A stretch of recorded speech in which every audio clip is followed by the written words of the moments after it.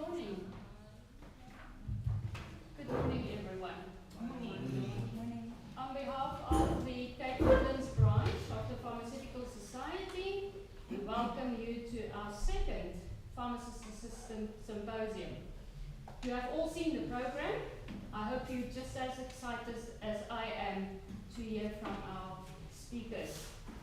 And we trust that you will enjoy the day with us. So in your bag, you will find the program of the day, the copy of SAPA, that's the Journal for Pharmacist Assistants, kindly sponsored by the PSSA.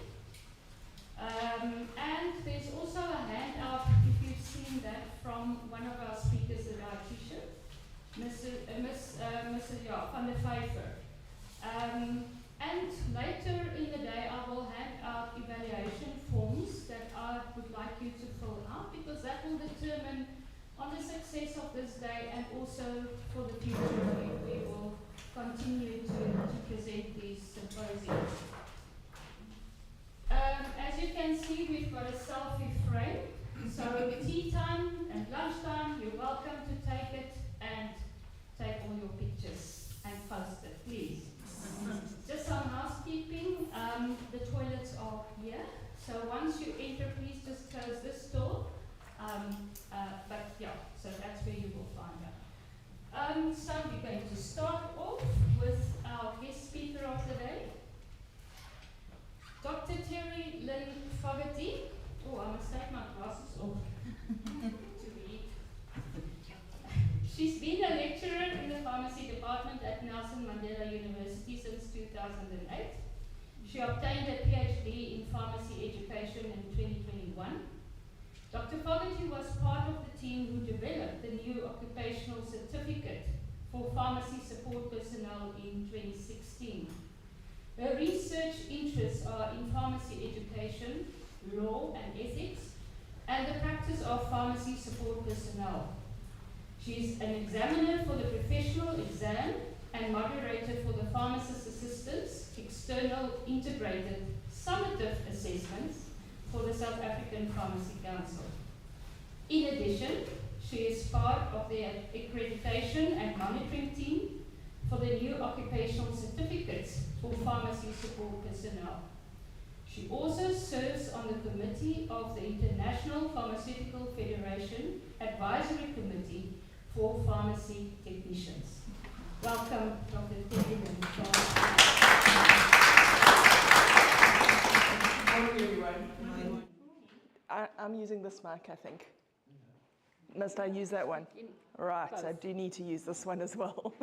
Okay, it's going to be interesting using my right and my left hand. Thank you for having me this morning and for the invitation, Mrs. Lauterhan. I really appreciate it.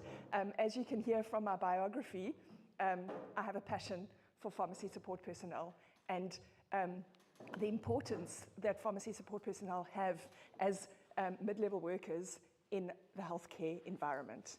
And so most of my work and most of the research I do is around pharmacy support personnel. We're such a small group today, I wondered, I might change my talk because, you know, that happens from time to time. Just to get to know who I'm talking to. If it was a big group, I'd carry on and do what I've been given a brief and that's what I've prepared. But looking around the room, I might need to tweak it a little bit. So I'm just going to ask each of you, if you wouldn't mind, am I allowed to do that to the sound? If you would just introduce yourself, tell us who you are, what sector you're working in, and how many years you've been an assistant, and whether you're a basic or a post-basic assistant. Maybe you're even one of our past pharmacy technicians. I'm trying to look for faces, but I don't see any. Let's start here.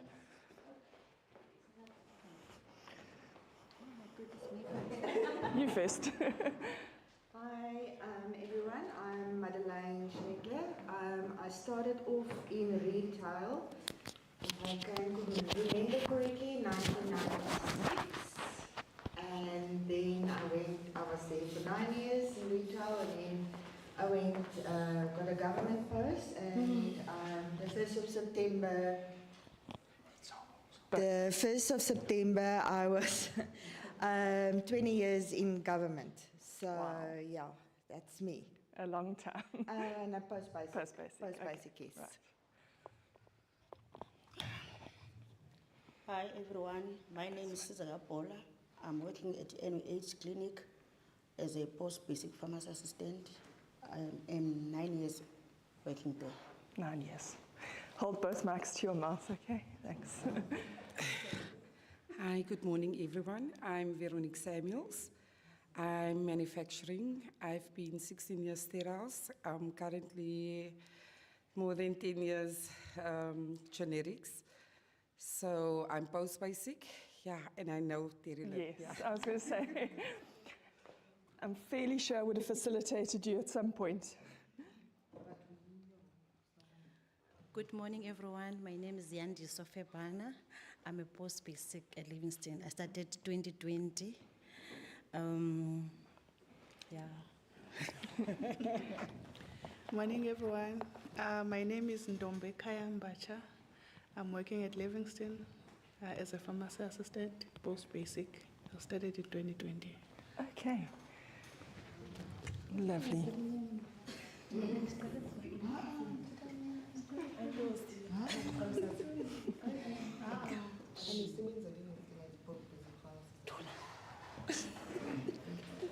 Good morning, everyone. My name is Anis Swangalo. I'm working at Livingstone as a pharmacy, basic pharmacy. Basic. Yes, it's been 6 months. 6 months. Well, welcome.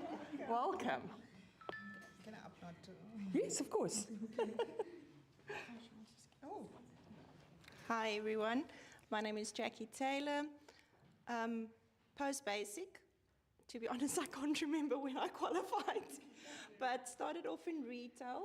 At the university I work with Cherry Lynn, we did the technician program and I've been there now for 11 years.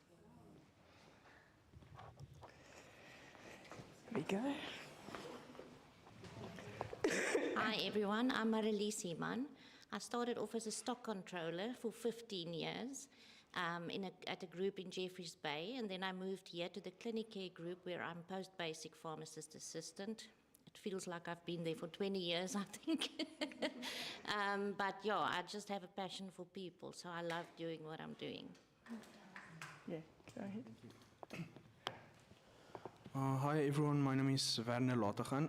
I started doing my pharmacy assistant course like in 2012, but I'm currently working in Livingstone Hospital. I'm a qualified post-basic pharmacist assistant, and so far I've been working at the hospital a total of like 10 years plus. Great. But yes. Thank you. Welcome. What's behind you? Okay. Good morning, everybody. My name is Jocelyn Kamis. I am in the retail sector. I started off at Medirite, and now I'm a locum for the Clicks Group. I've been in the industry for over a decade. Let me not reveal my age. But yeah, I've been enjoying it, and I've been enjoying the locuming part, you know?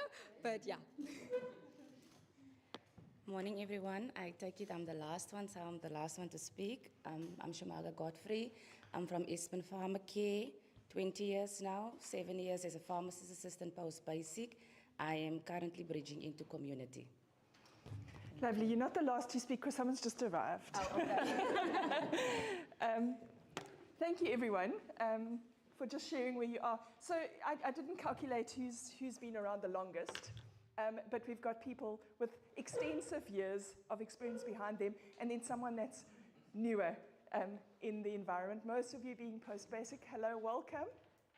Most of you being post-basic assistants. How many of the post-basic assistants that are sitting here are going to attempt the pharmacy technician program? Yes, yes, good. Okay, right, so what I was asked to speak about, I just need to get to my presentation now. Do you all have your phones with you? Yes. Okay, normally in a lecture, your lecturer tells you to put your phone away. Not today. Right, so is this a Wi-Fi code here? Yeah. Do you all have the Wi-Fi code?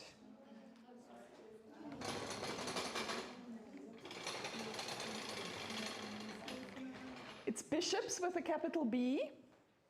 and then 24 on the end. That won't help you if you're watching online, sorry. Okay, so in my class you can use a phone, but when the next speaker comes, please put your phones away.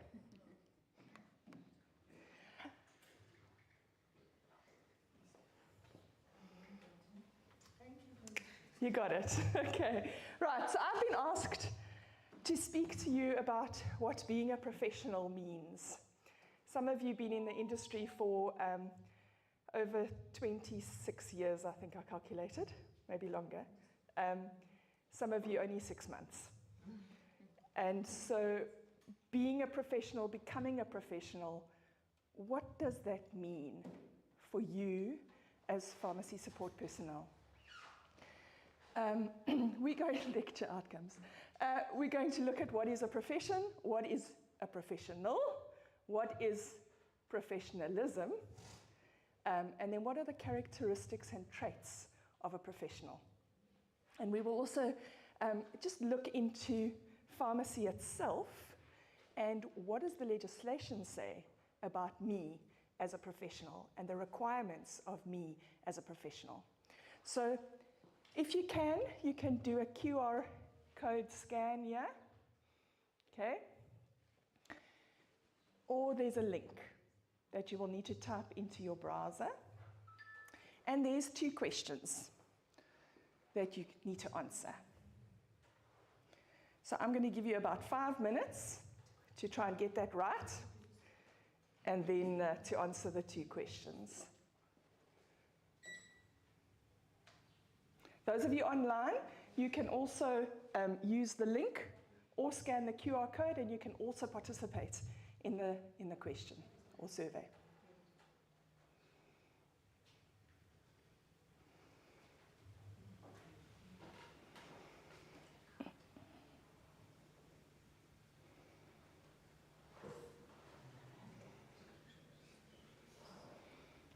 You can come closer, stand up, walk forward.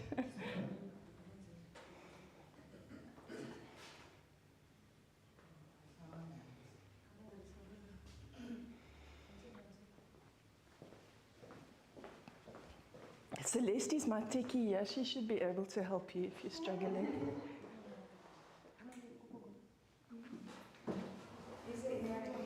These ladies here. It's /R/ where are you?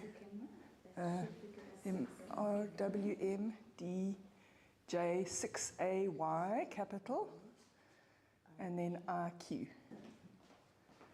There we go.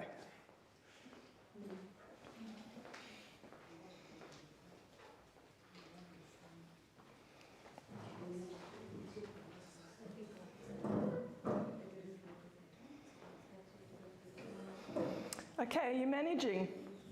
They're not difficult questions, and it's your own answer. You're not going to get marks.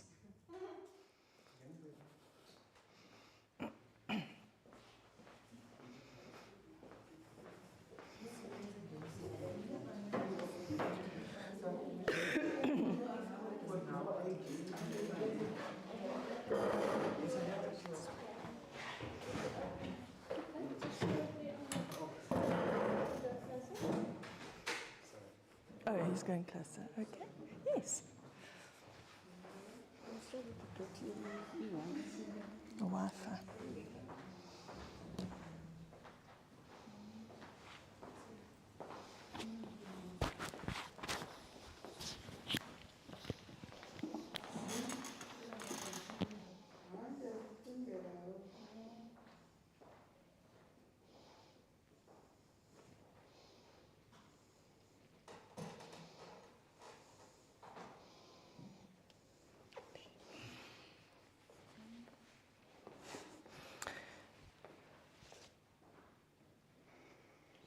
No problem.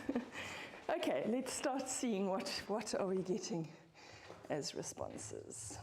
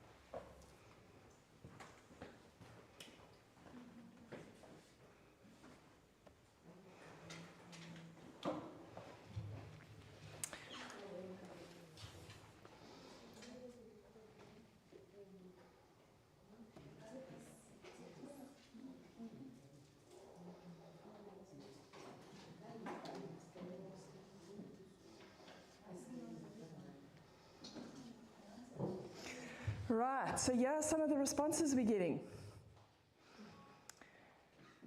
What makes a job a profession?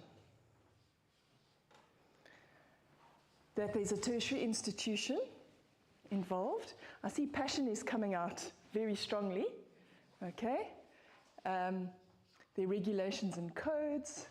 It's a career, it's a job, it's practice, pharmacy assistant, a sector, a stable environment. So what we're going to look at today is the difference between what makes something or a job a profession. What does professional mean? And then what is professionalism? So they're all three words and all very similar, but each one is different. Let's look at the next question. Right, this one is, what makes someone who works in a profession a professional? Okay, so now we're going to establish what a profession is, and then we're going to look at what makes someone who works in a profession a professional. We've got behavior and attitude. I like that. Knowledge of their work. They're focused on their job. They're responsible. They're good. There are regulations and standards. They're polite. They're qualified. They're a lifelong learner.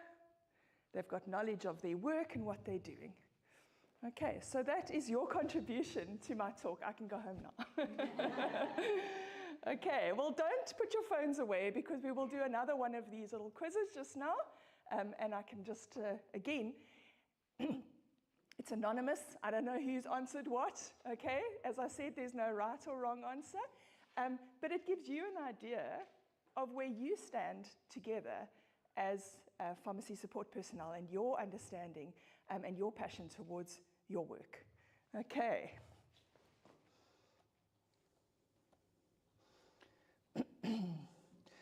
Yo.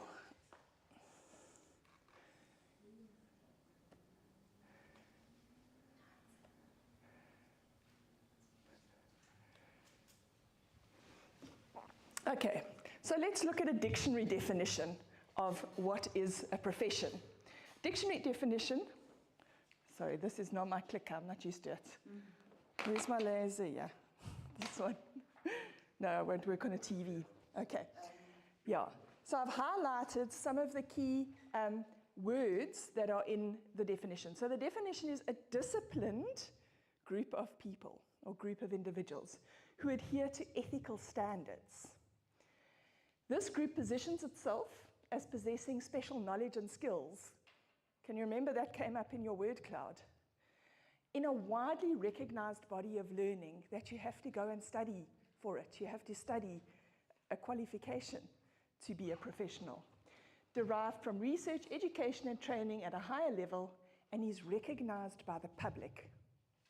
I think that that's such an important term, recognized by the public.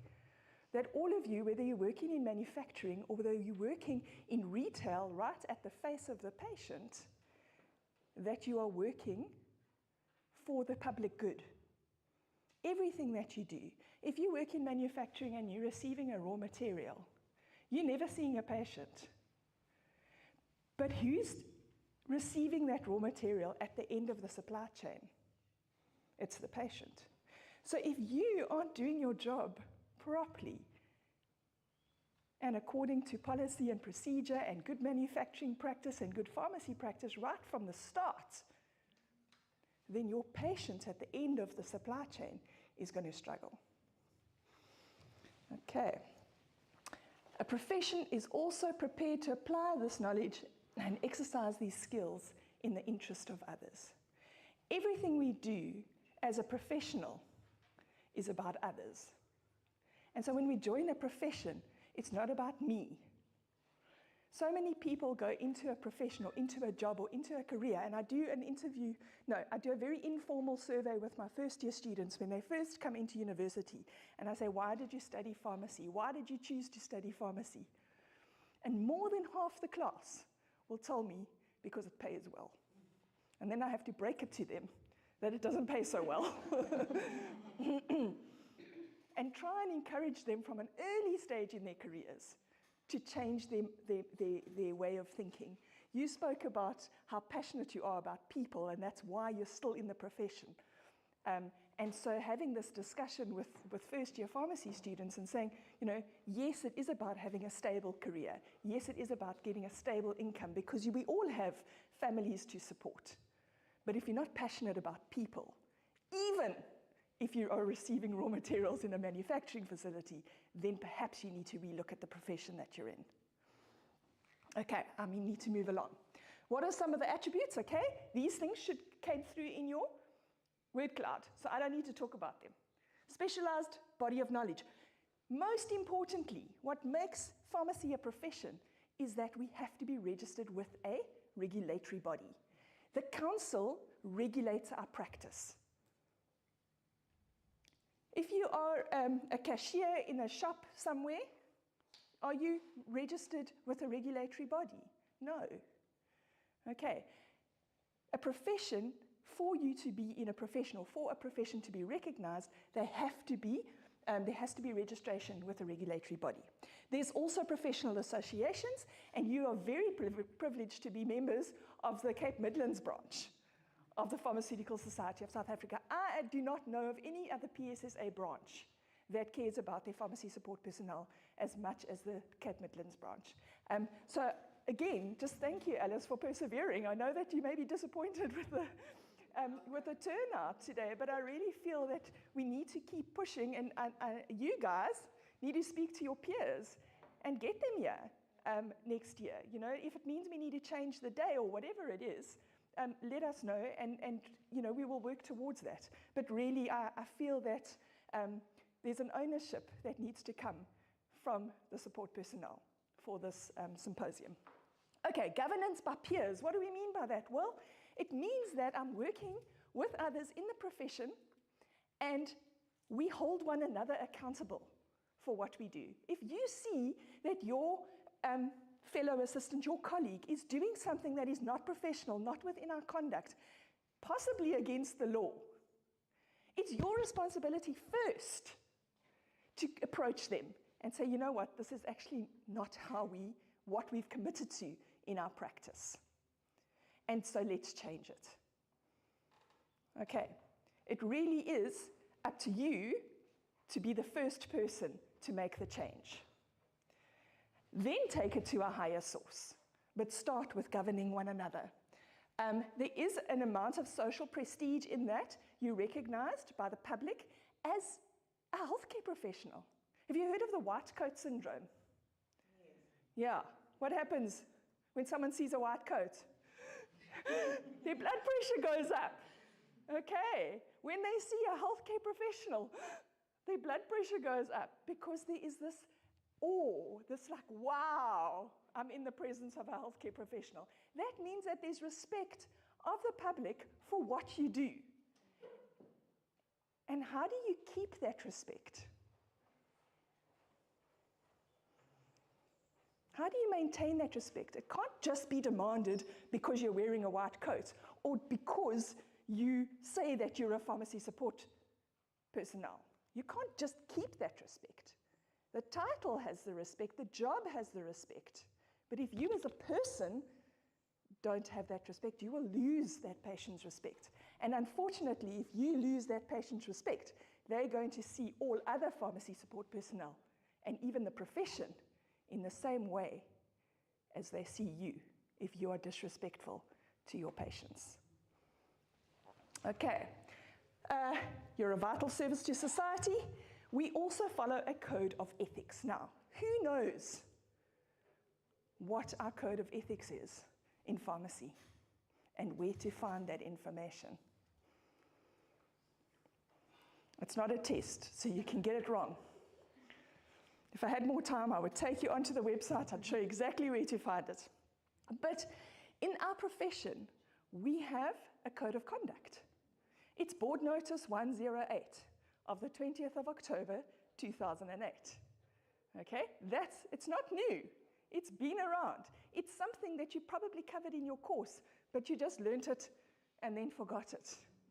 Go and look for it on Pharmacy Council's website under publications. It's part of the legislation. It's legislated, our code of conduct, the expectation of us, how we need to conduct ourselves in practice. And linked to the code of conduct are what we refer to as ethical rules. We refer to it as ethical rules, but actually the title of that document is Rules and Omissions for which council can take disciplinary action. So if I don't follow my code of conduct, which is legislated, then council may find me guilty, undergo a disciplinary hearing, and have to have a consequence. Sometimes a consequence is a fine, sometimes a consequence is removal from the register. Okay, and don't think, oh, I'm just an assistant, the pharmacist will take the fall. If you go and read in the Pharmacia, you've been given the South African Pharmacist Assistance Journal, but online on that same website, the Pharmacy Council website, under publications, if you go and look at the Pharmacia, you will see the names and the offences of people who have been found guilty at a disciplinary hearing. And more often than not, it's a pharmacist, and at the same pharmacy, there's a pharmacist assistant that has been found guilty. Okay, so it's not just the pharmacist who has to follow that code of conduct. You as an assistant are subject to the same code of conduct, and linked to your code of conduct, the ethical rules. Okay, and then you have a special relationship with your clients. How many of you feel, I think more in community pharmacy, because you see your clients coming again and again, and maybe those of you that work in some of the clinics see your clients again and again, and you develop a relationship and a special relationship with those people. It becomes personal. Right, so then what is a professional? Well, a professional is a member of a profession. Okay, so we've looked at what makes a profession, and now we're looking at, well, what makes someone a professional? Well, they have to belong to a profession. There's the code of ethics again coming up. Professionals are governed by a code of ethics, and they profess commitment to being competent. Can you remember your word cloud about being able to do my job? Yeah. Being competent, having integrity. That means I can be trusted. Morality. Okay? Altruism. Altruism is such a big word. Altruism means that I can be, you can be counted on. And you can be counted on in terms of the profession. The promotion of the public good within their expert domain.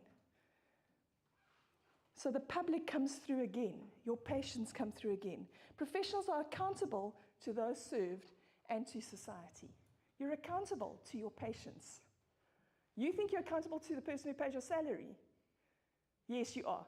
But you're also accountable to the public, the patient.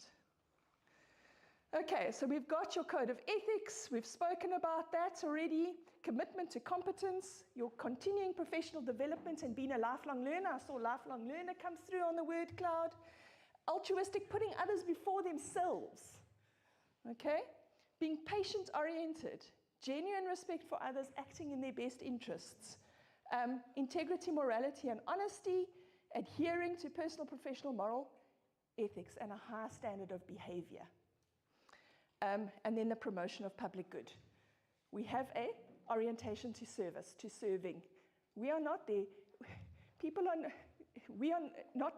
not doing us a favor by coming to the pharmacy. Okay, we are there for the public good. So then what is the last one? What is professionalism? Well, that comprises personally held beliefs about one's own conduct. How do I conduct myself within my profession? It's often linked to upholding of principles, laws, ethics, and conventions. In other words, what it's saying is, well, I know I have a code of conduct, and I know I have a code of ethics that I need to abide by, because that's what my profession says. But about being professionalism, or having professionalism, it's my decision whether I'm going to follow that code of conduct and that code of ethics. So you can be part of a profession, you can be a professional, but you may not have professionalism because of the way you conduct yourself personally. And it's your decision as an individual to make sure that you are behaving professionally, to say that I have professionalism. You don't have professionalism just because you are part of a profession. That is still up to you and your behavior to make sure of that. Right, so let's look quickly, what are professional characteristics? I've got 5 minutes, you've got 1 minute. Okay, here's another little quiz.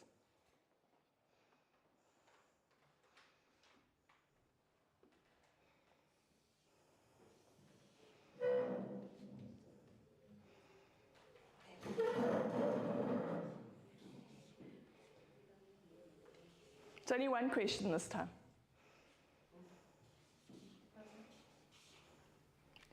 Capital D, capital Y, 4 capital Z. 4 capital Z.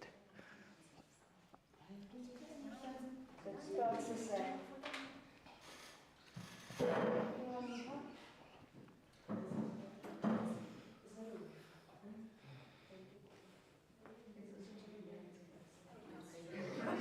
Thank you.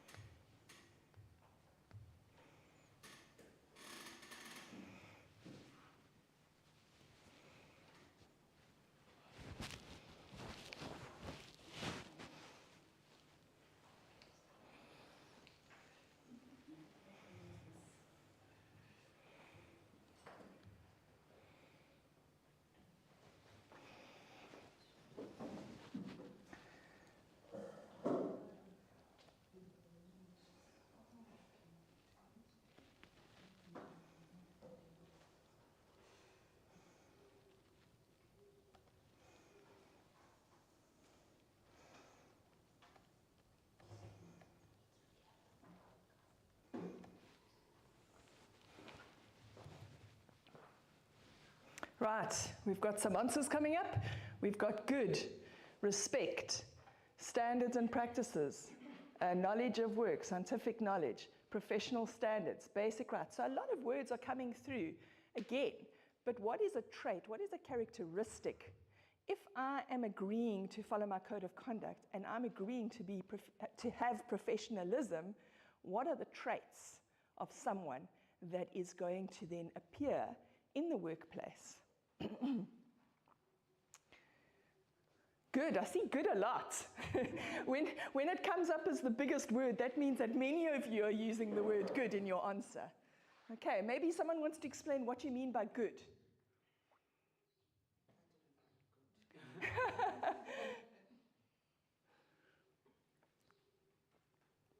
A good listener, a good attitude, a hard worker, having integrity, having respect. All of those are great traits. Okay, I'm going to quickly run through my last few slides.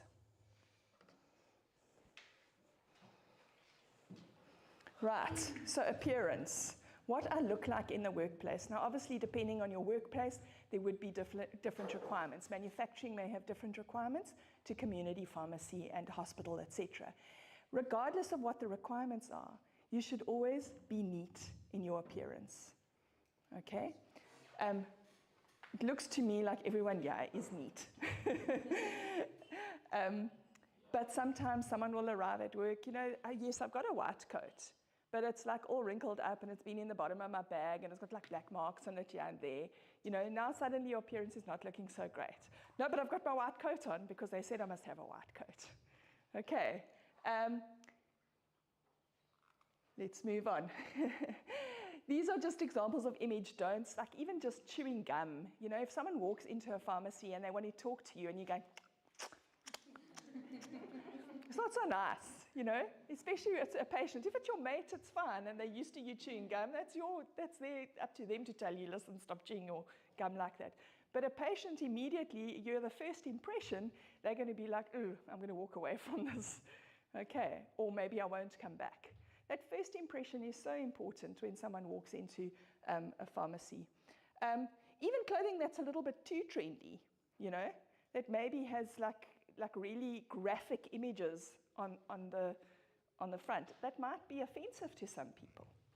Your attitude, I saw attitude come up there. You know, again, we're working in the public for the public good.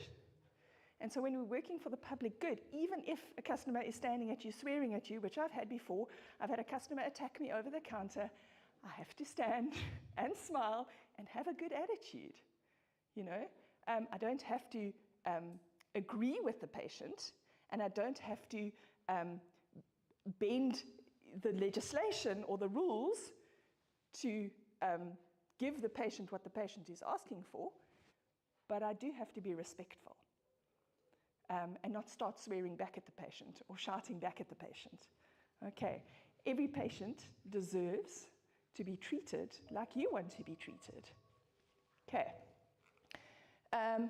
reliable. Oh my gosh. Being reliable. If you are a reliable person, in other words, when I need to be at work, I'm at work on time. When I'm being asked to do something and meet a deadline, I meet that deadline. It's very frustrating working with people that can't meet their deadlines, right? That don't do what they've been asked to do. As a manager, I don't want to have to be following up on someone every minute of the day, because then I may as well just do it myself. So if you're not reliable, that's not a characteristic of professionalism. If my tea break is 10 or 15 minutes, and I decide today I'd like it to be 30 minutes, you're not being reliable. You can't make that decision. You need to speak to your manager and say, I need to do something during my tea break. Do you mind if I take some of my lunch break to make it longer? Whatever it is, communicate. Have that so that you don't appear to be unreliable. Okay. Maintaining your composure, I spoke about, just having the right attitude and staying calm even in difficult situations. Having organizational skills, being organized in your work, keeping your work flow in a logical way, so that if you are sick one day and need to be off work, someone can come in to your role and say, oh, yes, okay, I can follow this. This is easy. Do you have your things that you do written out in an SOP so that someone can step in and follow that SOP like a recipe, like baking a cake? Can they follow that recipe and still be able to do your job? Okay, be organized and be neat in your work. And then this is my last slide. I found this quote and I thought it was so relevant to what we've been talking about, that being in a profession and being considered a professional isn't the same as professionalism. Professional is not a label you give yourself. It's a description you hope others will give to you. So in the way that you appear, your characteristics, your traits, and following your code of conduct and your code of ethics, I don't need to call myself a professional. But you will look at me and say, now that's a professional. And that is our desire for you. That people, when they look at you, your patients, when they look at you, they say, now that's a professional. Okay, so that's what I'm going to leave you with today. Keep that at the back of your mind, that yes, you are in a profession, yes, there are expectations of you, but are you in yourself following through with that professionalism? Thank you very much.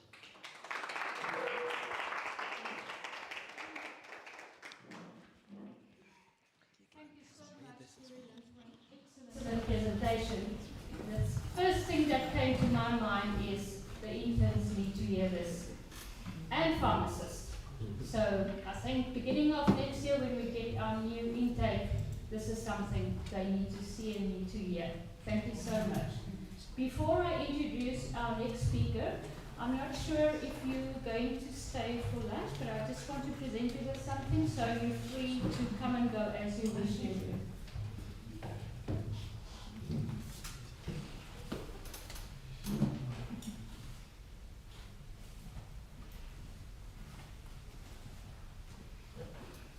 Thank you so much. If you want to take a photo. Yeah, sure is. Thank you.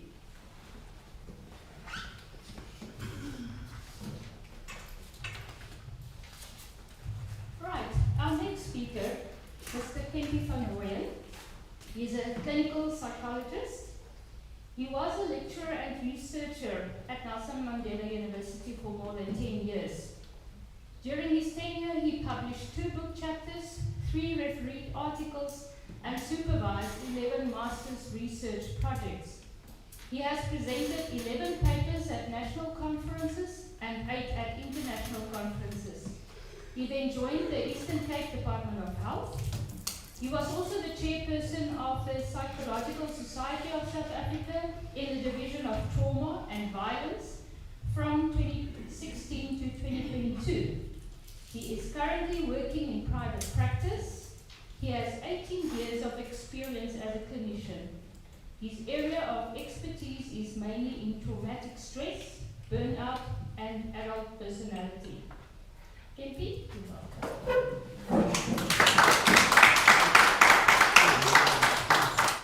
Thanks, Alice. I was actually going to do what you did as well, to kind of just hear who's present. But I am also going to have to change my talk a little bit. You'll see the very formal, thing up there. When I sat with this, and after I'd actually completed the slides, I had a moment where I think I've kind of missed the most important points, So I don't want to say ignore what's on there, but to a large extent, you can actually ignore what's on there, So, and I'll tell you why, I'm saying that as well as we kind of go on, is just a little bit in terms of who I am and where I come from. As my work at the university actually started mostly around gender-based violence, So when we're talking about trauma and those publications and things, a lot of it had to do with rape survivors. And it sounds like a very morbid topic to bring up, but there's actually a purpose to that, is to say that where I kind of started out was to realize the damage that people can do to one another, And as I actually progressed in my academic career, I shifted my focus because it doesn't make sense to actually treat trauma survivors. We actually need to treat the perpetrators. We actually need to understand why this happens. We've got a very good understanding of what happens when people get hurt. We've got, in terms of, if you ask any clinical psychologist, any psychologist, how to treat post-traumatic stress disorders, they're going to give you, hopefully, very comprehensive answers. But if you ask them how to rehabilitate an offender, they're going to say, not really sure. It's a specialist area. So anyway, to make a long story short, when I started thinking about conflict as well, that came to mind for me as well. It's about the damage that we can actually do to one another in a normal workday, So I've got all the normal conflict things up there, and there's references if you want to go and look at them, but I did want to change it a little bit, And we don't have a lot of time, when Alice said, how much time can I give you? I said, well, if we have about 4 days or so, then we should be able to get a good start, on conflict resolution. So I'm going to be talking, I'm not going to be looking at the slides much, but if you want to ask a question or say something, please do so. I really welcome that kind of thing. But for the most part, I'm actually going to kind of power through and see if we can get as much out of the time that we have. So just in terms of a way of introduction is, and I've kind of started saying that, is why manage conflict? Why not have a good fight every day? Why not get into the pharmacy and there's a cage, and then you have your manager or that colleague that comes late always, and you go and give them a paar klapper, and then we're all done with it. It's like, I think because that wouldn't work, it obviously would work for some kinds of things, but it wouldn't really move us along, in terms of that kind of thing. So if I had to ask you, how many of you have had your day spoiled just by having someone deal with conflict poorly at the start of the day? spoils it, you know. And I think the other thing that also happens is it doesn't usually stay there. Who gets to hear it at the end of the day? Usually it's, yeah, usually that conversation starts like this. Do you know what happened today? And what's the first response you get? Here gaat ons alweer, you know. And then you end up hating Becky, and you don't even know who Becky is. You never met Becky, but you know Becky has spoiled your spouse's day. So, you know, and the thing is, and you're in trouble if you don't hate Becky enough. You must hate. You must be angry. Yeah, I don't want a solution, eh? I just want you to be angry. You know, you must be angry with me. You know. And it's actually, we say that in jest, but it's an important part of the conflict resolution thing, is in terms of what do we actually need when we have conflict. So the other thing why it's important to understand this, and I do believe this as well, is that in South Africa, we've got a very high level of hostility, bullying and harassment that happens. You know, you just need to pick up a newspaper or see how the purported leaders of our country deal with one another to realize that we're quite fond of conflict. But as South Africans, we can't say we're a peaceful nation. It's not, show me the newspaper that says, you know, how peaceful we can get along. Even when people saying they are wanting to get along, it doesn't always happen to that. So as South Africans, maybe because of our history and the disjointedness, the disconnectedness from people, we've become used to violence. We've become very used to actually trying to force someone else to do what we want. You know, if we're unhappy about something, it's very easy for us as South Africans to actually use aggression to get to that point, you know, and that is in itself damaging. I had a few interesting experiences over my, over my time as a psychologist in terms of that, and I'll share some of that with you as well as in terms of as we're going along. But the objectives for today is we're just going to define the terms, because what are we talking about? Because conflict, there's different kinds of conflict. And if we're wanting to resolve conflict in the workplace, there's certain things that are a normal part of a workday, and then certain things which are actually not a normal part. It's not something that we need to resolve. It's something that does need resolution, but it doesn't need to be between two people. It actually needs something a little bit more than that. So just want to make that distinction, and I'll tell you now why. So yeah, define the terms, examine the implications, which we've kind of started to do, and then look at some practical strategies. And there we're not going to get to everything, you know, but we'll look at a few, hopefully remember a few key things. But just in terms of the legislative framework, you know, that's very small. It's a very poor slide. I don't need you to read all that. But I think the thing that I'm saying is that in South Africa, we've got a number of legislative things which actually helps us to guide this. It's not just because we're trying to be authentic with one another. This is a proper conflict resolution, and being protected in a workplace from conflict that can harm you is a basic human right. You know, so the first one that I'm just going to highlight there is that it is in the Constitution. We all have a right to feel okay at work. It's as simple as that. We have a right to do that. And there's a number of other kinds of things. The latest of those is actually the Code of Good Practice on the Prevention of Elimination of Harassment in the Workplace, which came out very recently, and it's just post-COVID. And it's modeled on the old sexual harassment policy. So it's not perfect, but it's a step in the right direction. Anyway, so there's a lot of laws and things that actually protect us. But what are we talking about? You know, if we're talking about the kinds of things that we can see as almost under the conflict umbrella at work. And the first is what we normally think of as conflict.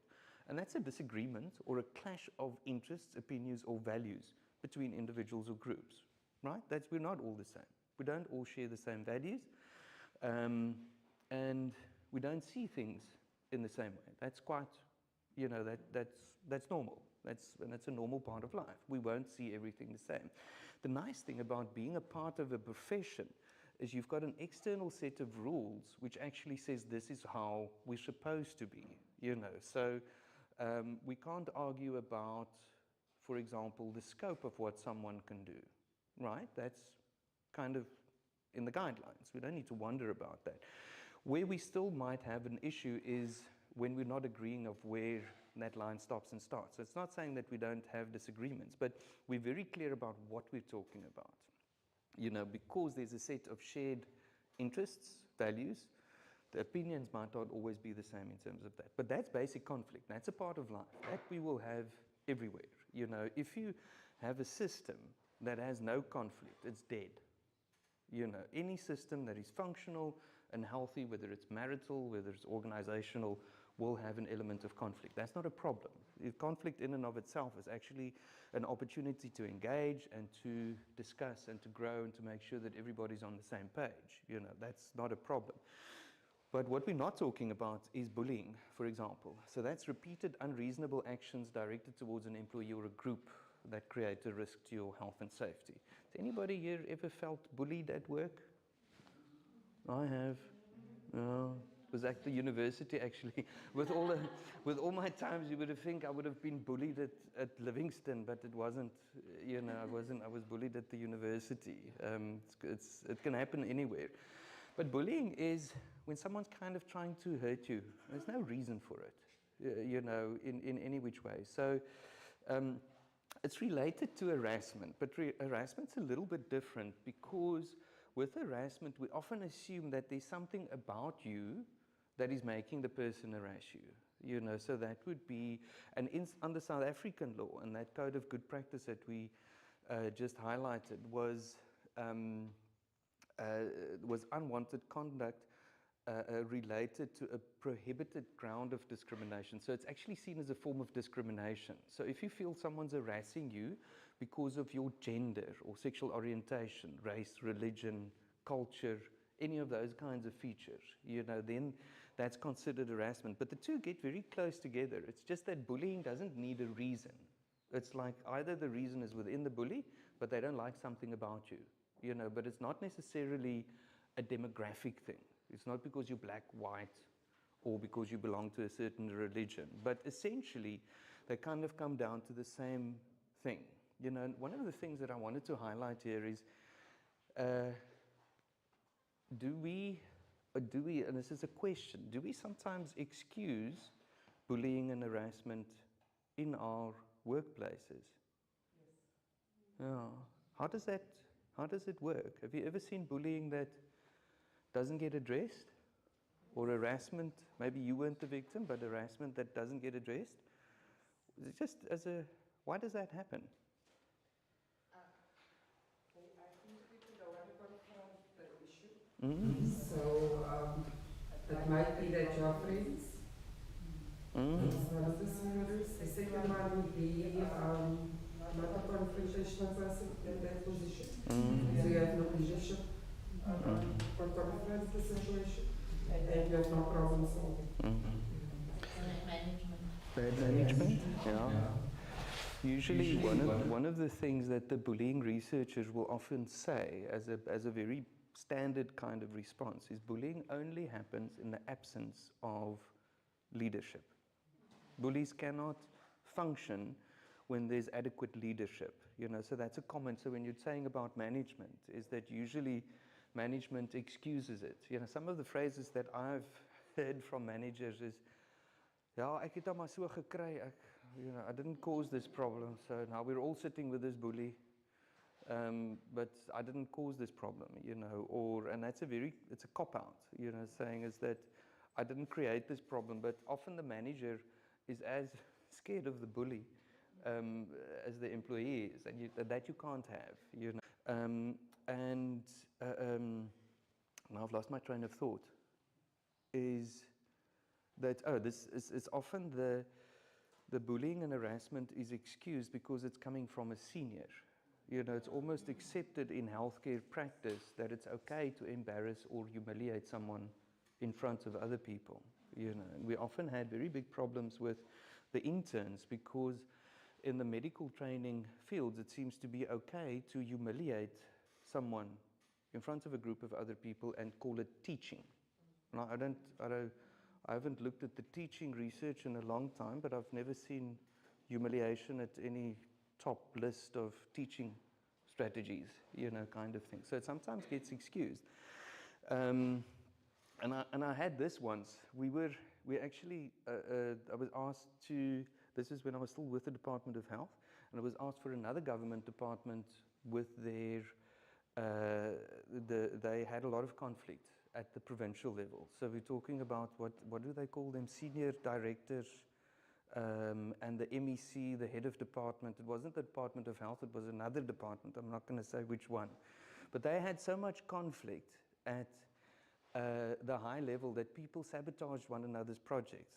So now you're talking about things that are supposed to save lives and make lives better, but this oak is sabotaging that guy because I don't know why. So they had a very high level of conflict and hostility. And there was a guy with his, and we were talking about this. We were talking about bullying and harassment and conflict and that kind of thing. And this guy said, and he had his red beret on. He was clearly identifying with a political party and that kind of thing. And I'm smiling while I'm saying this because don't want to say anything political or negative. But he said, what you guys call harassment and bullying, we simply call robust discussion. So I want to acknowledge that there are a lot of gray areas in terms of this, and some of us are a little bit sensitive. So it's difficult sometimes to say when is it bullying and harassment or when is it a conversation. But for me the distinction is quite easy.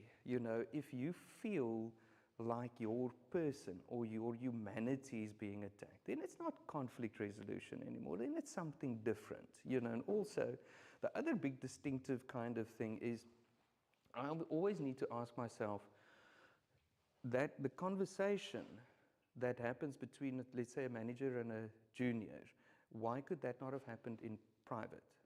So it's very difficult to bully someone in private because you can, it's possible. It is possible to intimidate and bully someone in private as well, but that's often not how it works. There's a different aspect to it. So I do think there is a distinction between that. And those for me are quite, but from the person's side, if a person feels like their humanity and their basic dignity has been affected, then it's no longer, then we're not resolving conflict. Then someone is trying to bully, intimidate, and that kind of thing. And like I said, unfortunately in South Africa and in all of our workplaces, we have a lot of that, So when we go on to how do we resolve conflict, that is not what we're talking about.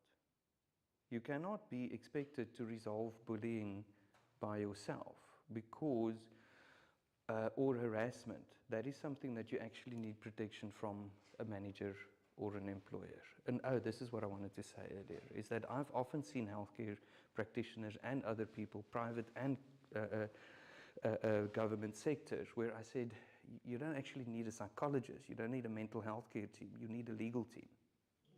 You need someone that will enforce what is legally enshrined. It's not a medical problem, you've got a legal problem. Your human rights are being abused and therefore you are depressed and anxious. It's not I can't treat that.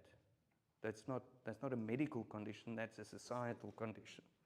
So, and that's one of the things that I wanted to just make very clear. I think what's the consequences?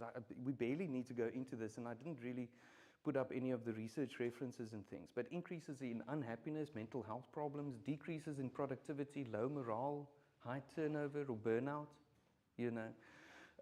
physical health problems, because unhappiness and bullying or harassment at work or poor conflict management at work will lead to other things, so then you start drinking one glass of wine at night just to calm down, and then you add a second glass, and then it's a third glass, and then you start wondering, why do they make bottles so small?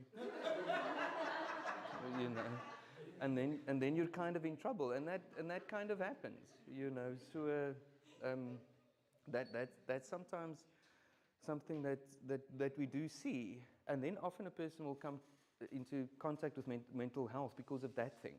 But if you look at the original problem, it actually started somewhere else. We really do see this quite a lot. And then obviously legal implications, unemployment. I'm pretty sure you would have seen this. People don't leave jobs in South Africa, because of our unemployment rates. But one of the most important reasons why people still leave organizations is because of poor management in general. But often that also is because of harassment and bullying. just in terms of basic statistics, how many South Africans that are working do you think have been exposed to bullying and harassment? Mostly it's in terms of the scientific definitions is about 80% of, if you give a person a questionnaire that qualifies them as having experienced it, is about 80% of South African would have experienced some of that. So it really is a problem. So now you've got to ask, if this is the fallout, why would conflict be poorly managed? Why would we have things like bullying and harassment? Doesn't seem to make sense. Why does it happen then? Why do people want to bully and harass one another? Because there's no. What does it do? It doesn't really do anything good.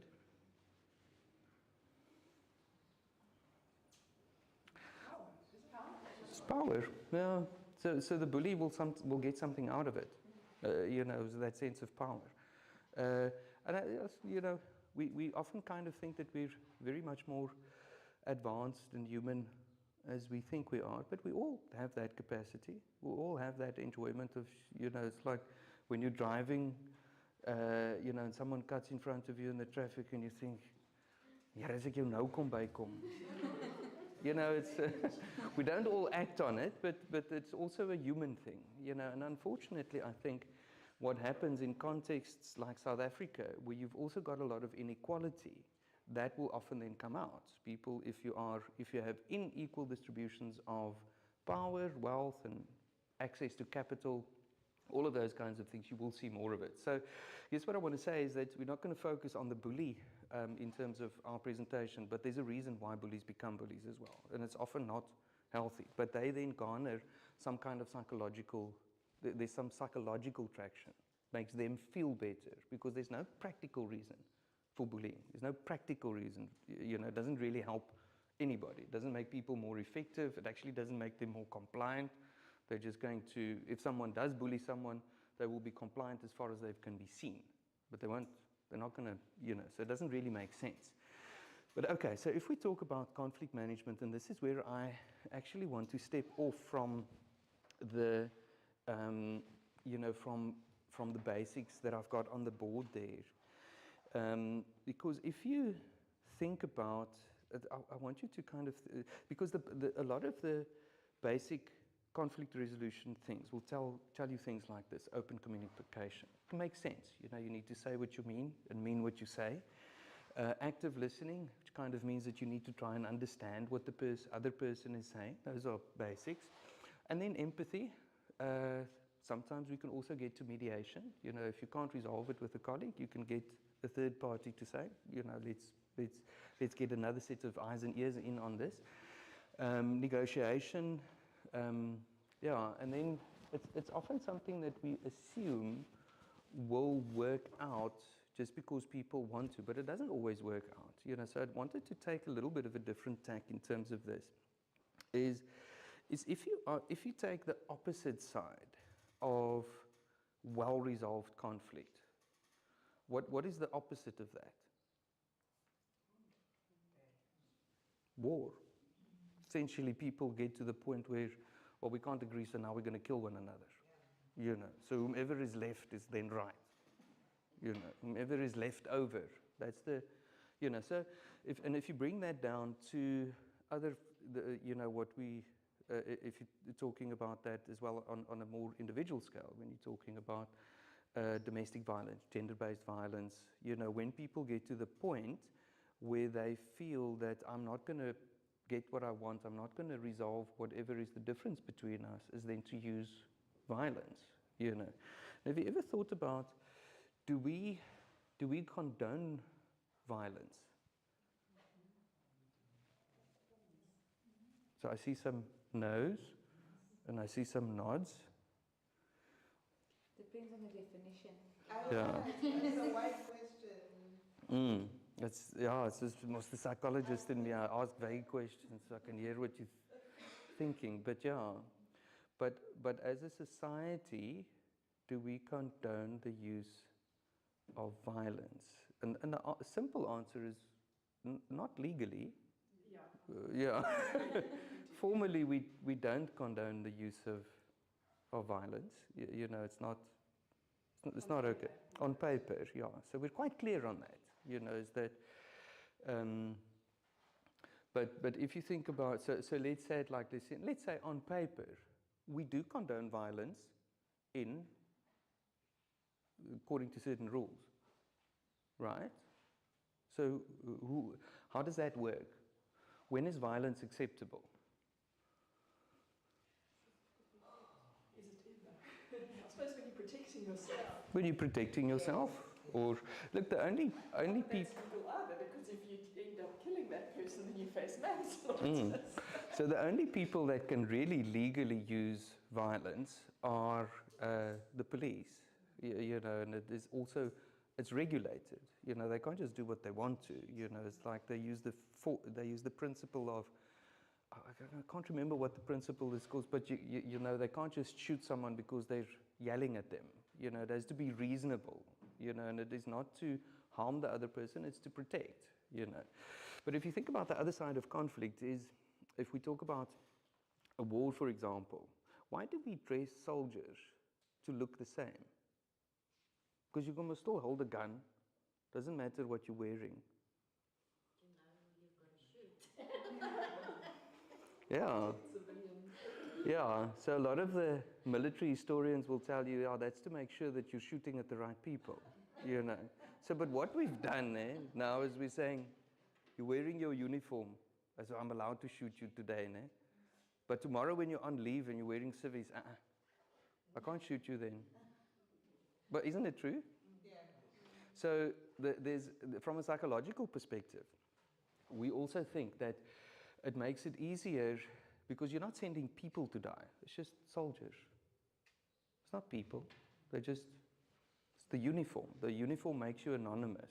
You know, it's to say like, so if you had to kill another person, becomes quite different is to saying I'm going to kill another soldier because I'm defending my country or whatever kind of thing. So we've got ways in which, so we anonymize people when we make it okay to harm them.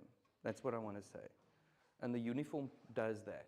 But it happens in other instances as well. If you think about the experiences of people that are harmed, so now I'm talking about my initial experiences when you're talking about rape and torture victims, and when you're talking about victims of bullying and harassment, they all have a common experience, and that is one of dehumanization.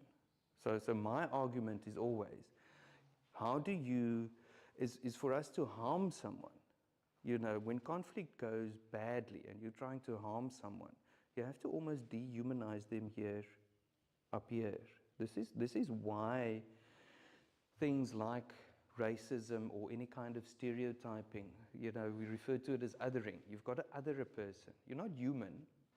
You're just a part of that group, which I don't see as human. You know, that becomes. But I always say, and a lot of people argue with me about this, but I've always kind of held that when a person, even if it's in a close, intimate relationship, gets to the point where they're going to harm someone else, there must be a lot of othering happening. You know, it's not two people really talking to one another anymore. Something else is happening there. There's a dehumanization that has actually happened. So that's where I actually wanted to start, because I think with a lot of the conflict resolution, we kind of miss that point, is what is the purpose of resolving conflict? It's not about getting what you want, you know, because that's something else, you know, and a lot of the conflict resolution literature are written, unfortunately, by authors who think the ultimate purpose in life is to get the most power. And that's something different. There's a horrible, horrible book out there. I don't know if you've ever encountered it. It's called the self-help book. No? It's called the self-help book. It's called the 48 Rules of Power. Have you heard of it? It's big on social media and TikTok and those kinds of things. It is the most horrible piece of rubbish I've ever read in my entire life. You know, so when you read a text and you feel dirty and wrong, it's like that. Because the author basically assumes that the most important thing in life is power. And you must get to the top. You know, that's not the kind of conflict resolution that I'm talking about. You know, if that's what you need, then I won't be the person that kind of panders. That's not what I'm selling. So I'm talking about conflict resolution where we actually restore one another's humanity, because I think that's possible, you know, and I think if we're ultimately talking about what it is that we need to do, that's what we're actually talking about. So, and that's what I'm saying is, a way to do this is if you think about another person, and this might, I'm hoping it will be quite a surreal experience for you, is if you think about a person that you've had conflict with. So let's not talk about bullying or harassment or all those kinds of things, but someone that you've had a beef with, you know, it's like, and this needs to go both ways. If you simply start thinking about that person as having a life outside of work, and they've got a family, they've got problems, they've got things that they aspire to, it's almost accepting that, as a starting point, accepting that the person that I have conflict with is not a bad, evil person that needs to be getting rid of. They are another human being, but they've got a separate life, they've got their own concerns. I can also promise you that if you start really talking about what's important to that person, you're going to find there's a lot more commonalities than there are differences. You know, the things that we differ in terms of work often are not the most important things. Often our families, our children, you know, those are the things that are quite common human experiences. So here's what I want to say is that when we're talking about conflict resolution, if you are trying to win, that's something different. But if you're saying, I need to recognize that the person on the other side of this conflict is also a person, you know, does that make sense? Yeah. There's a term for it, and I couldn't find it this morning, but there's an actual term for it when you go into that moment and you look at someone and you think, but this person isn't just this person here. There's something behind them. There's a family, there's concerns, there's other things. They've got a full life, and they've got a full history. It's not just this problematic individual that I'm dealing with. There's a whole, if you think about it, there's a whole life behind the person that you're having conflict with. You know, I'm not saying that we're always in a position to understand all of that, but there's a recognition of the other person's value that kind of starts the process, you know, and I think that's important. So as a starting point, that's one of the things that I would always kind of say, that's where we need to start. So we need to recognize that the other person on this conflict is also a human being, and they've got their own kinds of concerns. And then the other thing is, I've actually do have a slide on that, is to say that in terms of conflict resolution, what is the most important thing?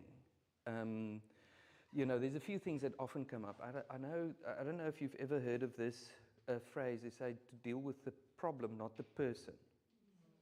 Does that make sense? You know, so it means that you might dislike someone, but that's not the issue. You're not going to change them. You're actually simply trying to come to some kind of resolution. So I think the second most important thing that I would always want to highlight in terms of conflict resolution is you need to be open and honest about your agenda. You must be open and honest. What do I want to achieve? You know, so and that can be a variety of things. But I think that's often where it gets, where it goes wrong, is because people in conflict are talking about different things. They're not talking about the same things. So if you're not talking about the same thing, then you can't resolve a conflict because you're talking about other things. So I'm going to use a tongue-in-cheek example from South African politics that you often see. So from the one side, the one party will often say, no, the reason why you're doing this is you will steal. You want to get to the coffers, né? You want to get to the money coffers. That's where you want to get. The other side says, you want to go back to apartheid. You know. So I often question, are those really the motivations that are going on? But if the one side thinks that is the other side's agenda, you're never going to resolve that conflict. You never. You can talk and mens kan genoeg tot 'n mens blou is, but you're never really going to, because if I'm talking to you and I'm trying to resolve a conflict, I'm not open about my agenda, and I don't believe that you're being open about your agenda, then we're never going to resolve it. You know, so this is why I'm saying is if we really want to actually resolve it, and I do believe that there's a lot more that we can resolve if we're simply open and honest about things. You know, so if we take an example, I do have an example a little bit later on, but if we are really open and honest about our agendas, those things can be examined as well. You know, and that is actual conflict resolution. So let's say, I don't know what would be a good example here, but let's say you have a colleague that's always late, right? It is an example that I use. They're always late, but you have the same responsibilities. You're on time, they're not. Now you're most going to get bedonderd because you have to do more of the work, right? That's a normal human kind of thing. So if you start with you're always late, how do you understand that? Has anybody had that, where a colleague is always late? Right? Okay. Oh, okay, so it's a good example then. Okay. So what is your interpretation if a colleague comes if they're chronically late? Maybe, Shane, maybe you're the chronically late one. We'll give you an opportunity to say as well. But what is your interpretation when someone is kind of chronically late and it influences your day? What do you think they don't care, right? There's no discipline, a lack of discipline. No respect for my colleagues. What else? Unreliable. You know, so everything that we're not supposed to be as professionals. You know, so it's normal if those are your interpretations that they will be affected. But you know, and sometimes, so if we have that conversation, you're saying you recognize that this person is a person on the other side, right? A full person with their own lives, their history, and that kind of thing. Our approach would usually be, help me to understand why you're always late. You know, so that's what we refer to as active listening. That doesn't mean that you need to give up that it is a problem for you that you're always late. You know, so let's say we're going into that conflict, right? And you're saying, what is it that I want to achieve? I want to achieve something. What is my agenda? With a colleague that's always late, what would you want to achieve? Sometimes it's like depending on if the person is always late, then as a leader you're supposed to find this thread. So it might be if a person is working 6 to the person is always late. But if the person is working night shift, the person is always early. So then you know, okay, the strength lies in night shift. So then, if you're a good leader, you will understand that, okay, this person is not a morning person. So by 10 o'clock, this person's starting to evolve in the shift. They become more human. So the 6 hours... Vampire. It's like hulle slaap in die dag. becomes more productive than the 8 hours that the person wasn't done. So a good leader identifies all those. So but what you're saying is we want to have 8 productive hours from you, or whatever it is.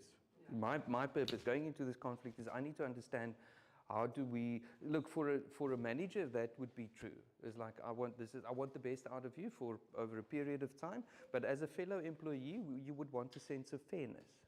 Yeah. That's what you're looking for. It's like I want this to be fair. You know, because you're late, I'm doing more of the work. That's a normal human response. And there's a lot of other ways in which we can deal with that. But I think it's important to recognize that a lot of our conflict comes from a very basic human kind of perspective. You know, it's like, because there is another perspective to that, is saying that,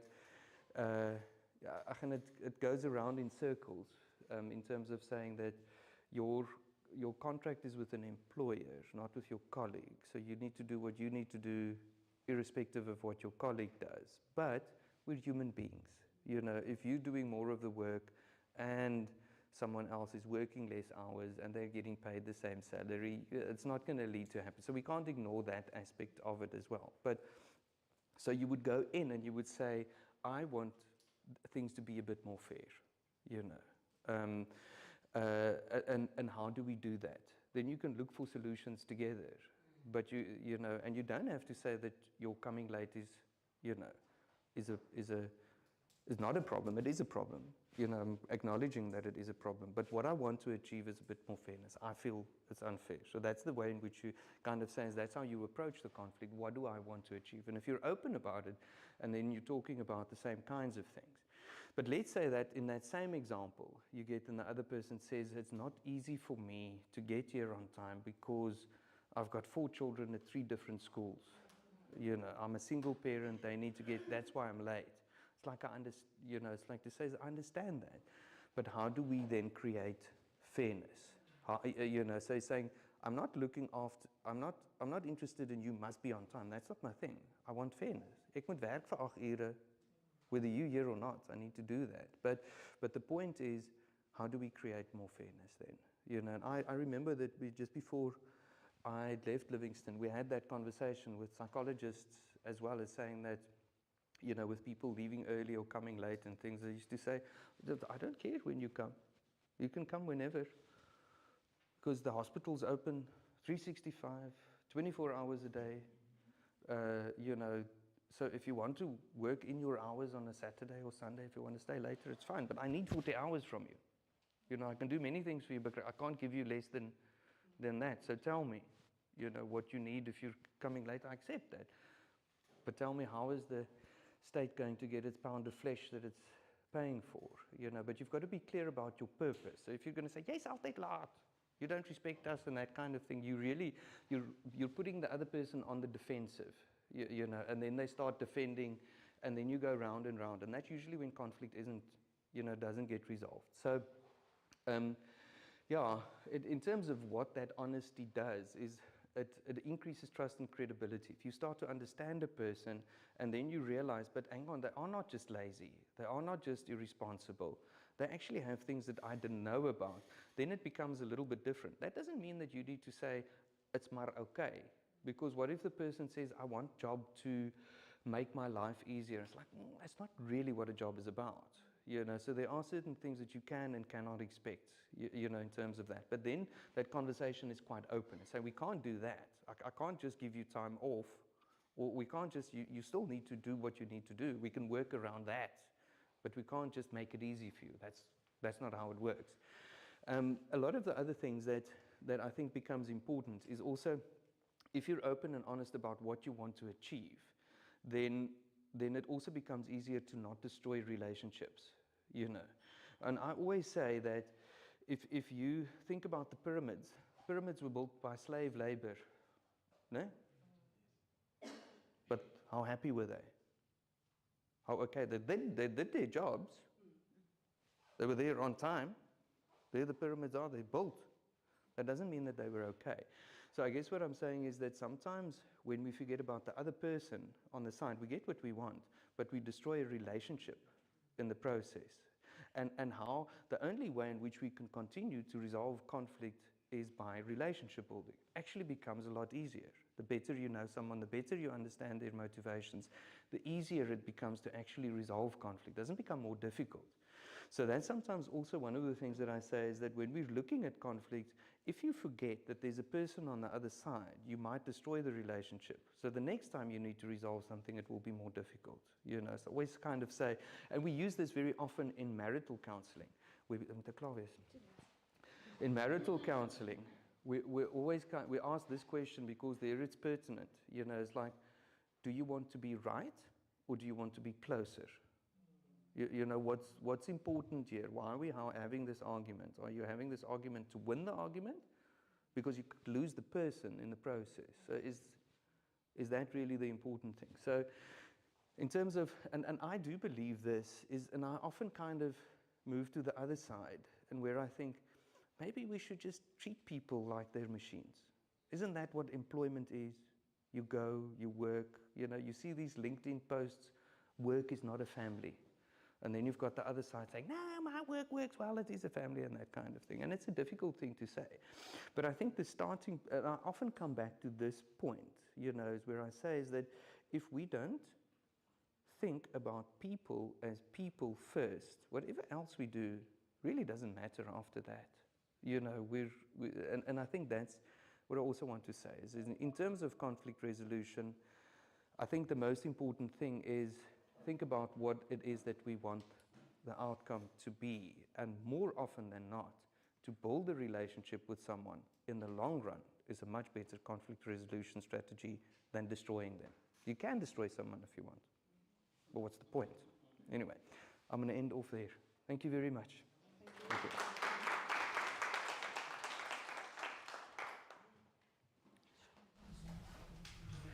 Thank you so much, Henry, for a very insightful talk. I think we can all relate to what he has mentioned. We have tea now.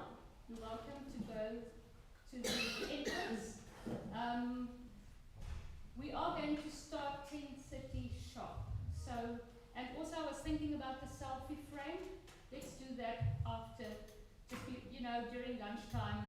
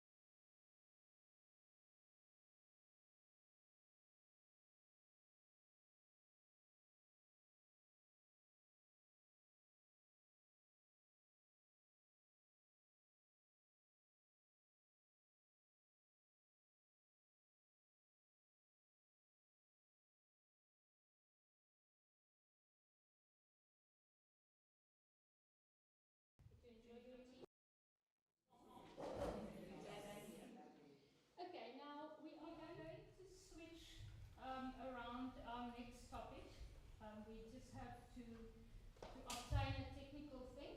So now we're going to look at what does it mean to be healthy.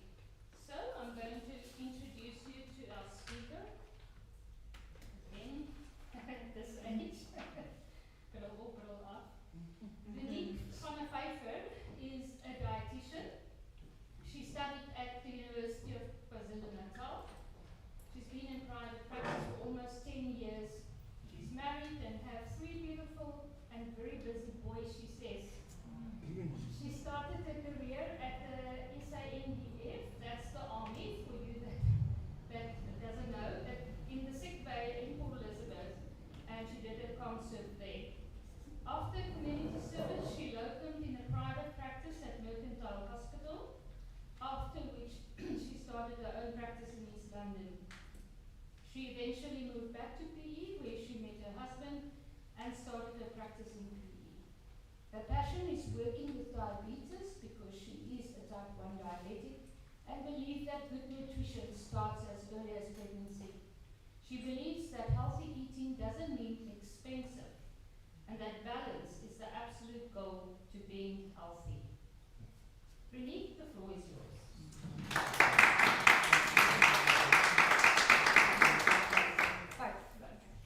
Hi everyone, how are you? Good. Looks like you guys have had a good morning so far. Did I say good afternoon? Good morning. Feels like afternoon already. So my talk today is going to be a little bit, like Alice said, about what does it mean to be healthy. You know, I've had a chat with 1 or 2 of you, and a lot of my patients always come to me and they say to me, you know, they have this specific weight in mind. You know, I want to be 70 kgs. I want to fit into a size 32 jeans. They've got these goals, which are good. But sometimes, or for me, my goal for my patient is I want you to feel better. I want your health to be on par. I want your blood pressure to be under control. I want your diabetes, your blood sugar to be under control. I want your cholesterol to be within normal range. I want you to have energy. I want you to feel good. I want you to feel comfortable, where you're not sitting and you're constantly tugging at your jeans and you know, standing in front of the mirror for 3 hours debating of, you know, do I look fat in this dress? Okay, so it's more, the guys will probably not be nodding, but I see all the ladies are like, yes. So for me, my talk is just a little bit about the holistic approach of what does it actually mean to be healthy. Okay.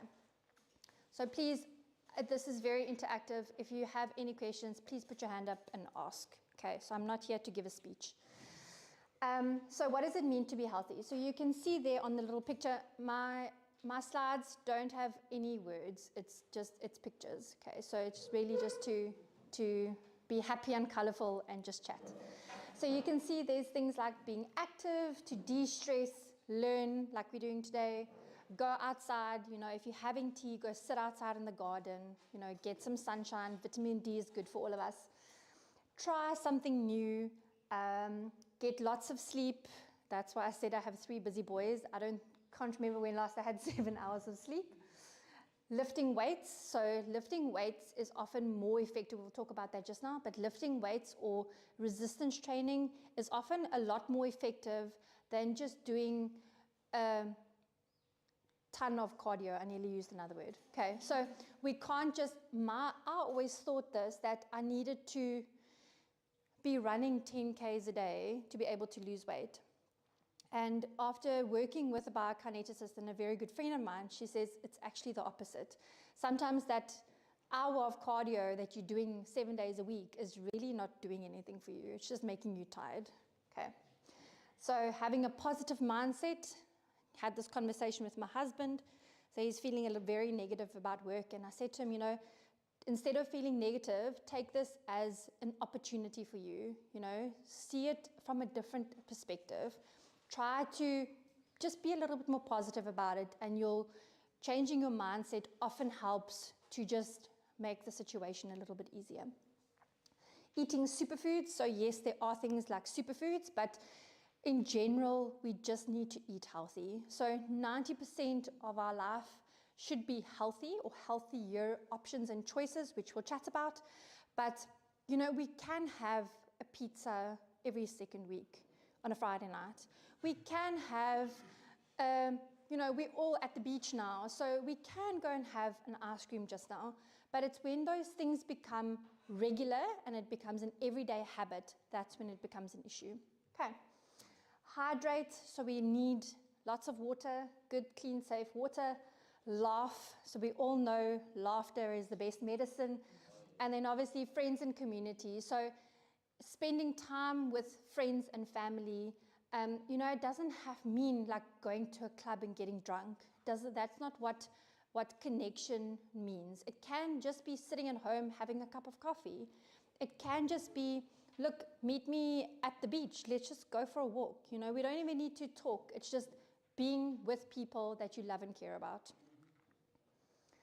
Okay, so we're going to go into each one of, or not each one, but the major ones. So like I said, we need to be active.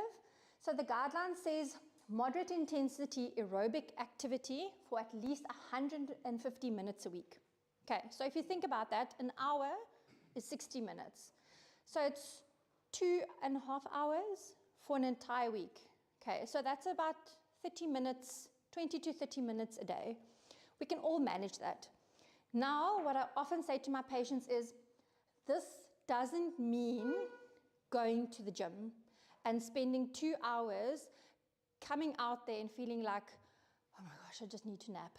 Okay, that's not what it means. It means taking the kids, going down to the beach, playing ball.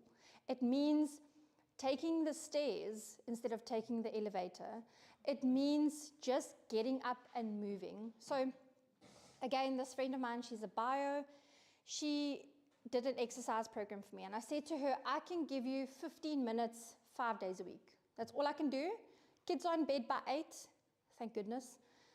8 to 8:15, that's my exercise time. That's your 15 minutes that you get. Then I want to go have a shower, and then it's chores and admin and just stuff. Okay. She says, okay, that's fine, I'll compromise, but you have to promise me that you get out of the house on the weekend. Every Saturday, every Sunday, you get out of the house. And when she said that, I was like, yeah, but I do. And then I said to my husband, but we don't. we don't actually realize, it's not something that you actively think about, but you know, we at home, because Saturdays are the only day, or Sundays, that I get to actually clean the house and catch up with washing. And it's my to-do days. So we don't, you know, the kids are busy outside, and I don't have literally like 4 hours, because it takes them an hour to actually get them all in the car and to pack, because they don't do that. So then to actually drive down to Summerstrand, because we're in Westring, like Daikantu, okay? So now it's to get all the way to Summerstrand, or even to get other way to like Sardinia. Then we spend an hour at the beach. Now kids are tired, get an hour all the way back home, get all the untired kids unloaded out. It's a mission. So we don't do that, but I've made a conscious effort to every single weekend get out of the house, okay? Doesn't have to be I'm going to exercise. That's not the intention here. The intention is get out of the house, get moving, okay? Okay. They're tight on time this week. It starts with just 5 minutes. So it means, again, when you go to Warmer Park and you need to go to Pick n Pay, go stop at Woolies, okay? Stop on the other side of the shopping center. Take that little bit of extra and walk. Take the stairs instead of the elevator. Those little things all add up, okay? We need to move. If you don't make time for exercise, you'll probably may have to make time for being sick, okay? So we all complain, I can't afford to be sick, I can't afford to be sick, I have to be at work, but you didn't make time to prevent being sick. I'm not saying it's always the culprit, but make time for exercise and you won't have to make time to be sick. Okay, de-stress. So it doesn't mean we have to go see has our psychologist left? So it doesn't mean that you have to go and speak to a therapist. It also doesn't mean that you have to drink a whole bottle of wine. My littlest one, so side note, please don't record this. My littlest one is 15 months, and we're literally doing shopping, and it's one of the shops where the alcohol section is like in the shop. I think it was Woolies or something. And he literally points to like a bottle of wine and goes, Mama Nana. I don't drink a lot of wine, I'm just saying. Okay, so any sort of self-care ideas, these are just really, it's just a sweet picture, but do something that gives you joy. Do something that makes you happy. Whether it's gardening or my kids love going to the animal shelter just to go and play with the animals. That gives them joy. Do something that makes you happy. Do something that makes you laugh. Do something that awakens those good endorphins, okay? It can just be sitting quietly on the beach, reading a book, whatever makes you happy, okay? But actually make time to do that. So your mind is a very powerful thing. You'll fill it with positive thoughts and your life will start to change. So just a very quick story. My dad told this to us when we were very little and throughout when we grew up. There was an American doctor. This is actually based on a true story. I think he was an American doctor. Anyway, point is he was a doctor, was traveling all through Europe doing research on something. Anyway, point is he was waiting at a train station waiting for his train to come, and he realized like this train's just standing open. So he like walks into the train and he starts exploring and he's like checking out this train because he's never really seen like a cargo train. You don't really see trains actually, but has never seen a cargo train. Anyway, turns out they were moving the train to get it ready to travel somewhere, which he obviously didn't know. And as the train sort of pulled forward, the train closed shut and he was stuck. Then he realized he's in a cooler box, you know, one of those like cooler trains, and realized it was on. So he's like, well, okay, I'm a doctor, I'm a researcher, you know, if I am gonna die, there's no way I'm surviving this. I might as well document this for science so that I can somehow make a difference with my experience. Okay, again, like that positive thinking, this is what's gonna happen. There's nothing I can do to change that. Let me give the world something positive out of this. Anyway, so starts recording a little diary, how we saw in the back of the, I don't even know, but I'm not questioning the story. So basically starts documenting all the symptoms of hypothermia. So his blood pressure, his pulse, how he was feeling, etc., etc. Train stopped at its destination. They opened the back, found him dead, found the diary. And the moral of the story is the fridge was never on. Okay. So, literally based on a true story, your brain is that powerful. That powerful. Okay. That's why I'm watching this series. I actually don't even know what it's called, but the mom was diagnosed with cancer, didn't tell any of her friends and family, and her reasoning, they all were very mad at her because like, why, you know, we wanted to walk this journey with you, why didn't you say anything? And she says, as soon as I told you, it becomes real and you treat me differently. You start treating me like I'm sick when I know I'm better than this and I'm stronger than this. And she ended up being fine. But again, our mind is so incredibly powerful, okay? So in every situation that we are in, let's try and turn it into something positive, okay? It can't go bad forever, okay? Get enough sleep. So easier said than done, but there are a few things that help and disturb sleep, okay? So things that help sleep is a good, healthy routine, trying to go to bed at the same time, okay? Evening walks, a good bedtime routine, a comfortable bed, so making sure that it's not too hot or too cold. And then things that really disturb our sleep is hard training. So you don't want to do like intense, heavy HIIT training sessions an hour before you go to bed.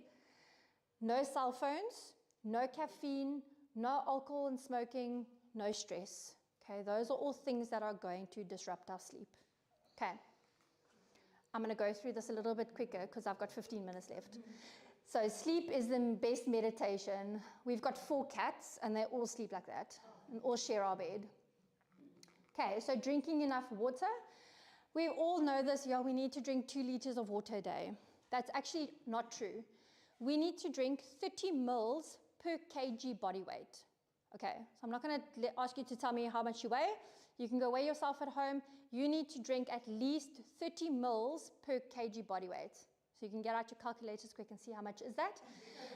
Also, we don't want to go from no water to suddenly 3 liters of water a day. We need to try and increase that gradually. Who's drinking enough water? That did the calculation. Well done, well done. Okay, so you can see that at the bottom, our body is 70% water. We need water, okay? And often with my patients, if I say to them, just start drinking water, they start losing weight before they've even started doing anything, okay?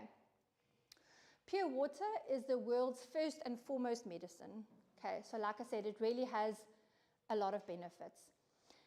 Have you all seen this picture before? Okay, so I've got rolling eyes. So we've all seen this before, and this is really how we should see our plate when we're dishing up. So yes, we need to eat good food. But like Alice said, I don't believe eating healthy doesn't mean you eating like a rabbit, like my dad says, the haasikos. That is not true. We do need carbs, we do need protein, we do need fats, but what kind of carbs, what kind of fats, that's what makes the difference. So I'm going to quickly go through each of those. So just to explain, 1/4 of our plate grains, so starch, anything basically white and brown. 1/4 of our plate protein, so that is any kind of meat, dairy, mass, cheese. And then 1/2 of our plate, fruits and vegetables. So it says fruits and vegetables. We're not necessarily going to eat fruit for dinner, okay? But for lunch, we can include fruits. It's a little bit, yeah, it's a bit weird to eat fruit for dinner. No offense to anyone who does. So again, we want to choose complex carbs over simple carbs. And what does that mean? So you'll see all the yummy stuff is at the bottom that we shouldn't be having. Let me explain why. Simple carbs do this to our blood sugar. Okay, so it makes our blood sugar crash. We need something that is going to keep us full and that's going to sustain our energy. And that's why it talks about complex carbs. So it's a complex carb. In other words, it takes our body longer to digest, which means it doesn't have this immediate effect on our blood sugar. Okay. It doesn't mean that you can never ever have a donut ever again. You cannot have them every day. Donut is not a breakfast food. Okay. If anything cereal-wise is color, so if it's not brown or white, if it's colored, it shouldn't be in your house. Okay, so my kids, they have Nana cereal. Nana is a good word in our house. It gets used for a lot of things. So they have Nana cereal on a Saturday and a Sunday morning. That's it. Nothing, no sugary chocolate, any flavored cereals during the week. We afford normal mince, that's fine. But you know, once the mince cooked, it leaves like a little fat layer. Drain that fat off. Don't keep cooking with it. Okay.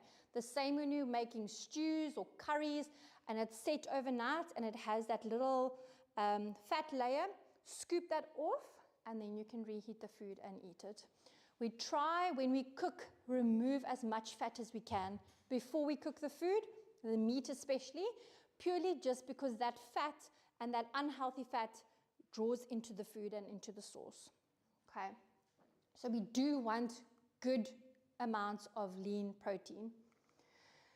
So I always tell my patients, try and eat the rainbow. So we did with our kids in COVID when we all had lots of time. We drew this, literally painted this huge big rainbow, and they got stickers to say, like things to cut out of like a fruit and veg. What's it called now? Food Lovers Market. It's still fruit and veg. So the Food Lovers Market, like a little brochure, and a Pick and Pay, like little brochure, and they had to cut out and find fruits and vegetables for each color of the rainbow. We stuck them on with sticky tape, with sellotape. No, man, press stick, thank you. My brain's not working today. So we stuck it on with press stick. Then they got turns in choosing a vegetable for each day. So the older two, the younger one wasn't there yet. The older two, they each got to choose a vegetable, and then they took turns choosing the fruit of the week, because to buy fruit, 7 different fruits in a week it's not going to happen. So they choose one fruit in a week, and each day they have to choose a different color vegetable. Now it got them to eating vegetables as well, because now you've chosen asparagus, so now you've got to eat it. So my rule is, for those of you that have kids, my rule with kids is, if it's something new and you think you don't like it, you have to try 3 proper bites. Not like you can't even taste it. 3 proper bites, okay? Then if you decide thereafter you don't enjoy it, that's fine. You can leave the rest. You also have to try it 3 different times in a row, okay? So this week, next week, and the week after. You also have to bear in mind that your taste buds change every 6 months. Okay, so every 6 months, we're going to try it again. Mom might not remember, but I will tell you that it's been 6 months, and you're going to try it again, and your taste buds have changed, and eventually they will like it. Okay, just to make sure that you are having something of every color, because every color, fruit and vegetable has a different benefit to our system. Okay, I'm not going to go through all of them, but we all know carrots make us see in the dark. Who was told that as a kid? Eat your carrots, it's going to give you good eyesight. But did you know, if you only eat carrots for a period of about 2 weeks, the palms of your hands will actually turn orange. Okay, so that's because your body can only absorb so much beta carotene. Again, it's not harmful for us, but too much of a good thing is also not good. We need to have a nice variety. Often my patients will tell me, I only do spinach, butternut, and potato. Potato is not a vegetable. Okay. Then good fats, bad fats. So we obviously know what is better for us, grilled chicken at home or KFC? Okay, but it's chicken. They're both chicken. Okay, but the KFC has been deep fried. You might have still used oil at home, but it hasn't been deep fried in a batter that we don't really know what's in there. We do KFC probably once a week, maybe not as much now. But what I'll do is I'll get like a bucket of chicken, I'll go home and I'll make salad or like roast veggies with the chicken. So yes, we may be having something unhealthy, but I'm trying to make it healthier with something else. So the kids are still getting their treat, but mom's also still getting her way. Okay, gotta be sneaky. Okay, so again, lots of nuts and seeds, avos. Some of those oils, I don't even know if you get them locally, but even just canola oil is better than sunflower oil, for example. And it's pretty much a lot of the time, it's basically the same price. Try to avoid deep fried foods. Oven bake, braaiing, us South Africans love a braai. So braai is a really, really good way of making food. Try to avoid using lots of oil, especially while you're cooking. Okay. And try not to heat up oil.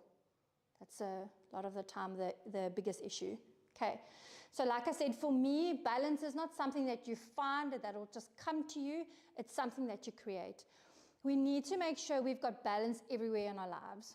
We're making time for exercise. We're making time for joy. We're making time for mental health. We're making time for our kids. But we're also making time for us. Because we, especially when you become a mom, those that will understand, mom comes 8th. Okay, so it's kids, and then husband, and then work, and then the animals, and then mom. I said to my husband the other day, when last did you have to ask me permission to go shower? He looks at me, he's like, what? I was like, I have to ask you, please can I go shower? You need to watch Stefan. And he looks at me and he's like, oh, whatever. I'm like, just sit for a moment. I'm not trying to pick at you here, but it seems like something so insignificant, but you've never had to ask me, please may I go and shower? Will you watch the kids? Because you just assume that I do it. And it's not necessarily a bad thing, but I need to prioritize. My husband won't prioritize time for me, neither will my kids. I need to take that into my own hands, and I need to do that for me. Okay. Cool. You've got 5 minutes. Any questions? I thought it was going to be longer than that. Yes. You said you don't heat up oil. What do you mean? So you use it, let's say, for chips or whatever, and it stays there till the next. Is that what you mean by don't heat up oil? So, try not to cook too much with oil. So, like a deep frying something. So, every household now has got an air fryer.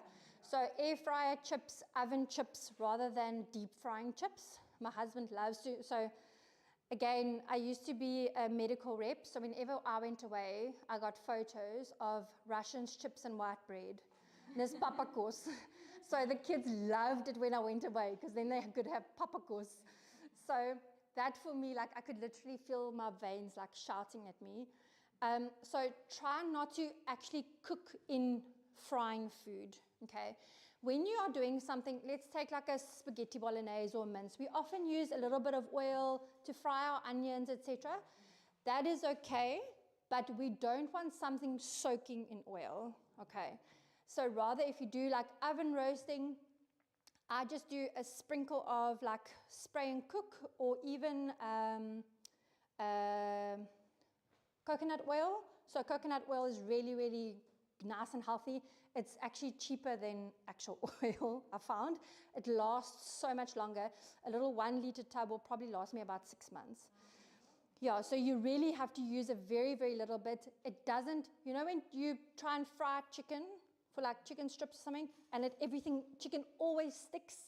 It never sticks with coconut oil. It's amazing. It's so much healthier. It's solid. No, I literally just have a spoon in the jar, or sometimes even a knife, and I just like wedge a little piece out and put it in, and it literally becomes like water almost. Yeah, it really, very, very nice, yeah. And so the issue with heating up oil is it changes its composition, yeah, so it becomes unhealthier. That's why also olive oil, the Mediterranean skinny, like golden, nice flowy hair people in the Greek islands. So those pretty people, they never heat up olive oil. It's always fresh over bread. It's never heated up. So even if you're using something like olive oil, always just use it like over a salad. Don't heat it up. Use it just like that. Okay. Roasted vegetables. So you don't put, because I thought you put olive oil. No, so I would just do a little bit of spray and cook in my container, in my pot.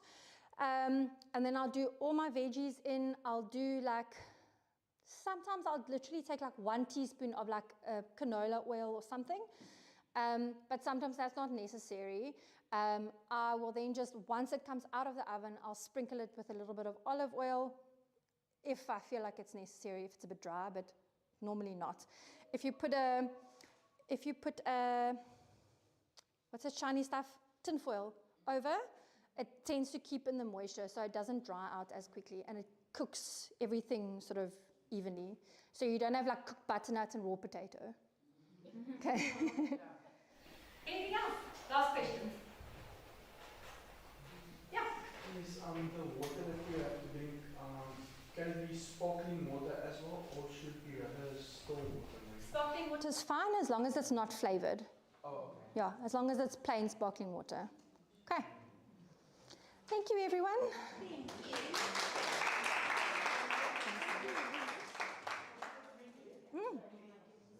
I just want to thank you for this very interesting talk. I think we learned a lot. And I think, we need to, it's now going into summer. I think we can really change our eating habits. Thank you so much. Before summer. Thank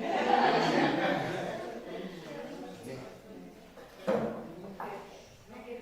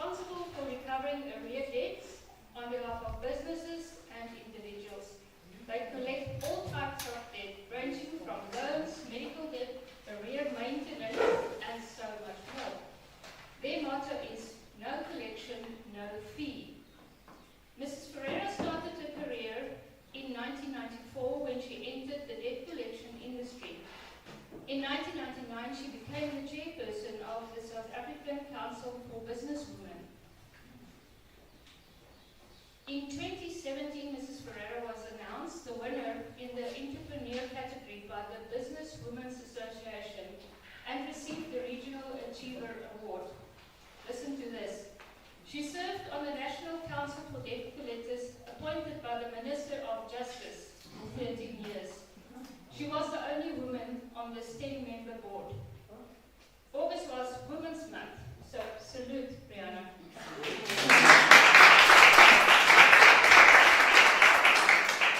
Thank you very much. Good morning to you all. Good afternoon by this time. It's just only ochtend dan Vader, ja.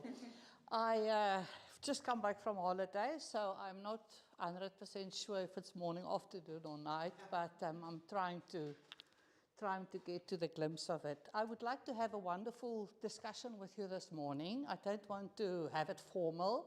I want you to engage with me. We can have questions at the end or during the presentation. I'm easy. I'm going to keep it chilled. I don't want it that formal. I'm still in that mood. But welcome to the presentation on living the debt-free lifestyle. I think this is everybody's, everybody wants to be at a debt-free, good debt, bad debt, black tax debt, whatever the case may be. So let's go for this. Thank you very much, Alice, chairperson for this chamber and the committee that have decided to give me an opportunity to speak to you. I am honored and I am very privileged to share my knowledge, which I will gladly do. Right, let me go to the next slide.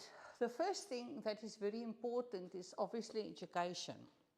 Education is the first starting point of finance. So if we're going to talk about finance, we need to educate ourselves about where we want to be and what we are going to do. If you go to school, you're going to get a job. Voila, financial is sorted, and that is not the case. We miss financial education, and financial education equals financial freedom. It's not about how much you make it, but how much you keep and how much you make it work for you. So, if you want to stay rich, the rich stay rich by pretending to be poor, and the poor stay poor by pretending to be rich. And that is very, very, very, very, very true. And that is what I want to get to. The next thing that I want to tell you this morning is being debt-free comes down to how bad you really want it. Because a lot of us say, I don't want it, and a lot say, I am indebted. But if you really educate yourself and decide, I don't want to be indebted and I don't want to have debt, then it is that desire to be at that point of saying, that is where I want to be. It's like anything in life. It's your decision where you want to be, where you want to be. A lot of people say, which have a very positive mindset, they are saying, I'm not poor, I'm just pre-rich. And I like this attitude, because this attitude and this education that you are going to project upon yourself is the way in which you are going to move. You mindset yourself positive for this. This is a, I want to quickly see the yes. first million is hard, but the second million is inevitable. It's not becoming a millionaire that's important. It's the person that you must become in order to become a millionaire. Yeah. You have to become a completely different person. You have to develop character beyond 99% of the people in the world. You have to develop honesty and discipline and quality relationships and the willingness and the ability to work and set priorities and all kinds of stuff. Because without that, nothing is possible. So once you earn your first million, then you are the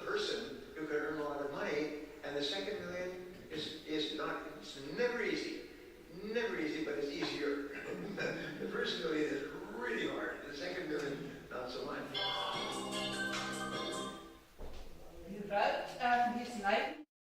He wrote 80 books on financial freedom.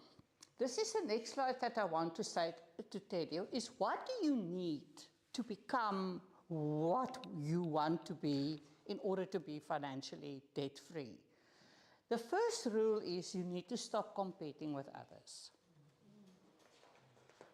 And I've touched on just general rules. You need to stop competing. There's, you know the saying, keep up with the Joneses, what he's got, she's got, what I want, you want, what I have a t-shirt, you want a t-shirt, I've got a jean, you've got a jean.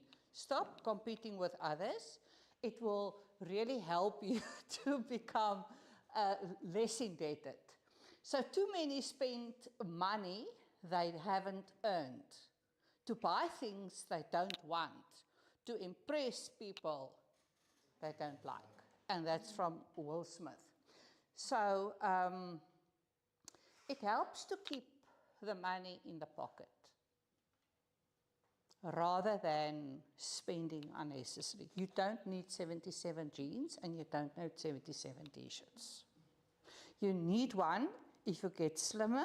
You do need one if you get fatter, but you don't need 77 in the closet, sadly. The second rule is you need to exercise self-control. Exercising self-control is very important. You can't spend money before you haven't earned it. Listen to me very clearly. You cannot spend money if you haven't earned it. You cannot spend money if you haven't earned it. So if you want it, you've got to work for it. Even if you take a second job or a third job, or you make biscuits, or you brand something, or you work at night. But if you really want to drive the latest, bestest car, not Westbank or a finance company, sadly a lot of us reluctantly need to go there. But can I tell you, I've never bought a car through any finance company. And my wealth is because I've never spent on interest. Interest kills you. What I do have is I have a home bond. I'm talking my own personal circumstances. I've got a home bond, a home loan for a bond, and when I bought the property, I said, give me the full extent of the property, which I already had a little bit of cash, and the minute that the bond was registered, I took the cash and I threw it into the bond. So what I'm doing is I'm immediately stopping the bank from charging interest, even though it was their intention to loan me the big sum, because they're going to get a big income. So now I'm stopping them. And my salary monthly went into the bond, and I kept a little bit out for the running cost. There's no point in keeping money. I want to give you another tip. I'm now totally past this, and now I'm excited. You go and apply for a credit card. Listen to this. Nou raak ek excited. You go and apply for a credit card. And when the credit is granted, you snowball the bank. You give them totally the opposite of what their intention is. So what you do is they give you, say, 10,000 or 20 or 30,000 rand credit. Now you take your money, your salary, into your check account or savings account. You transfer that full amount. Oh, leave 500 rand for bank costs. Transfer that full amount into your credit card. Now your credit card is the bank owing you. Do you get that? Okay. Now, if I take my check card to go and pay, Pick n Pay, I pay the bank a transaction fee, right? There's no interest here with the check card. okay? If I take my credit card, which is my money, not the bank's money, because I'm now snowballing them, and I go and pay Pick n Pay, there's no transaction fee for that swipe. It's free mos. Because you pay a monthly fee, like a sub, né? 59 Rand, 55 Rand. Tap, no transaction fee, and the credit card company must pay you interest more than what this account would have paid. A savings account, a transmission account, a check account is no interest. Think about that. Now imagine you do this from this age. And not on the age when you're 60. Now you go and sit and you calculate, you take an Excel spreadsheet, and you go and transact. How many transactions have you done since the day you started earning income? And that is a portion of where we are and where wealth are, because they've thought about it.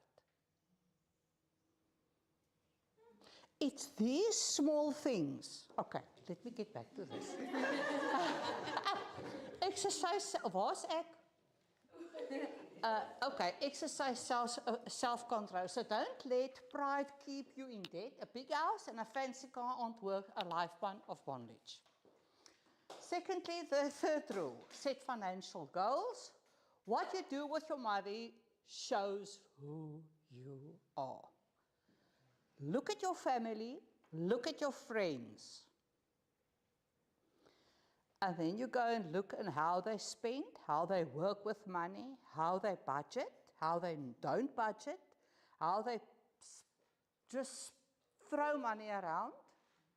It tells you about the character of those people. Dankie, liefde. Do something and break the cycle. If you are willing to change your behavior, because if you are going to change that, and you are willing to do that,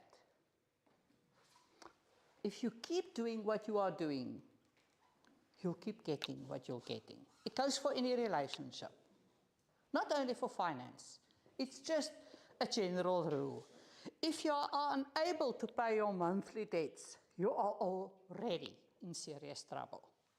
If your liabilities far exceed your assets and you cannot pay the debt when due, take the responsible step and deal with the matter.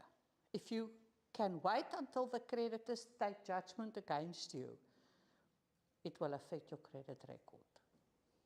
You don't want to be there. Rule 5, start saving. Now you're going to say, oh, nee, Mrs. Ferreira, Mrs. F, I don't even have enough money, I don't have enough money.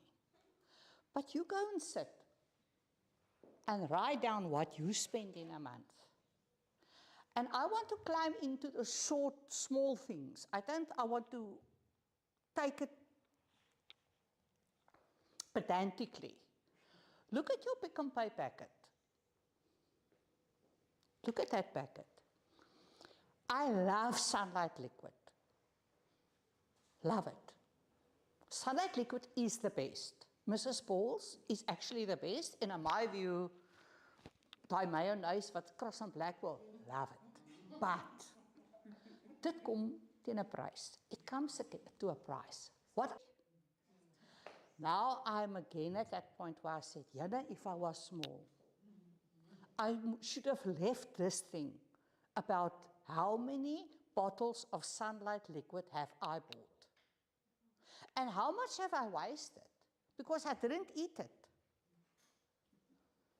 You get what I'm saying? I haven't had a benefit, really. That's how I think of things. And like Andy, I don't want to go, but look at what you buy. Buy the things that are going to make a change. Buy bulk, if you can. Stop buying a small little bag of rice, a small little bag of this, a small little bag of that. Because if you add those little small bags, you are going to eat rice today, and you're going to eat rice today for the next 20 years of your life. A big bag is just as good. It's more expensive, but you are going to go much further with it. So it's going to help you to feed yourself better. Okay, that's another 2 cents. But start saving for vacation, start saving for retirement, and start saving for putting money away. Let's get to your personality now. Yes. What is the best account to put savings into? There's an account called it depends what you want to do with it. I'm the type of saving person that says, oh, nee, asseblief, I want to save, but it must just stay there so I can, because I'm going to access it, But I never access it. So I've learned that my personality is I want it around me, but I never use it. So what I now do with it, I transfer it into a financial company, and I tell them to buy unit trust with it, or buy out of South Africa investment. And what I also do, I buy, if I see the euro fall, you know the euro and the dollar, you know that you can buy it.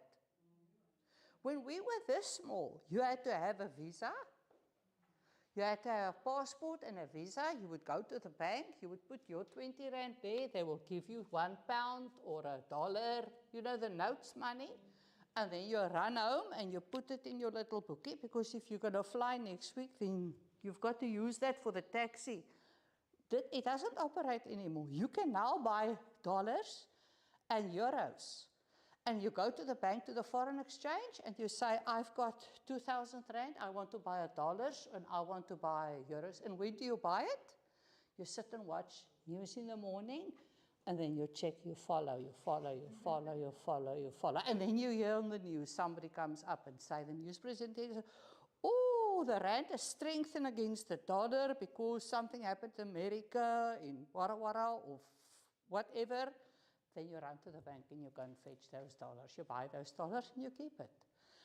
Because when you are going to need it, it's going to be a lot more. I started buying euros. When the euro came out, when I was many years ago, it was 3 rand for a euro. And all of us said, oh, a rand, 3 euro. Ons moet 3 rand betaal vir 1 euro. Cannot, it's too much. The euro is today 24 rand. Can you see how we've missed that ship? I should have taken all the money I had at the time, and I should have bought, and I should have just left it. I would not have even worked today. I would have worked because I still love it. But be it as it may, right, let's look at your personality. I'm going to tell you your personality. You must identify what personality you are. And I'm going to tell you how to jinx your own personality in order to be debt-free or to move into that direction. So the first one is the spender. Now, spenders laugh at money and they spend it.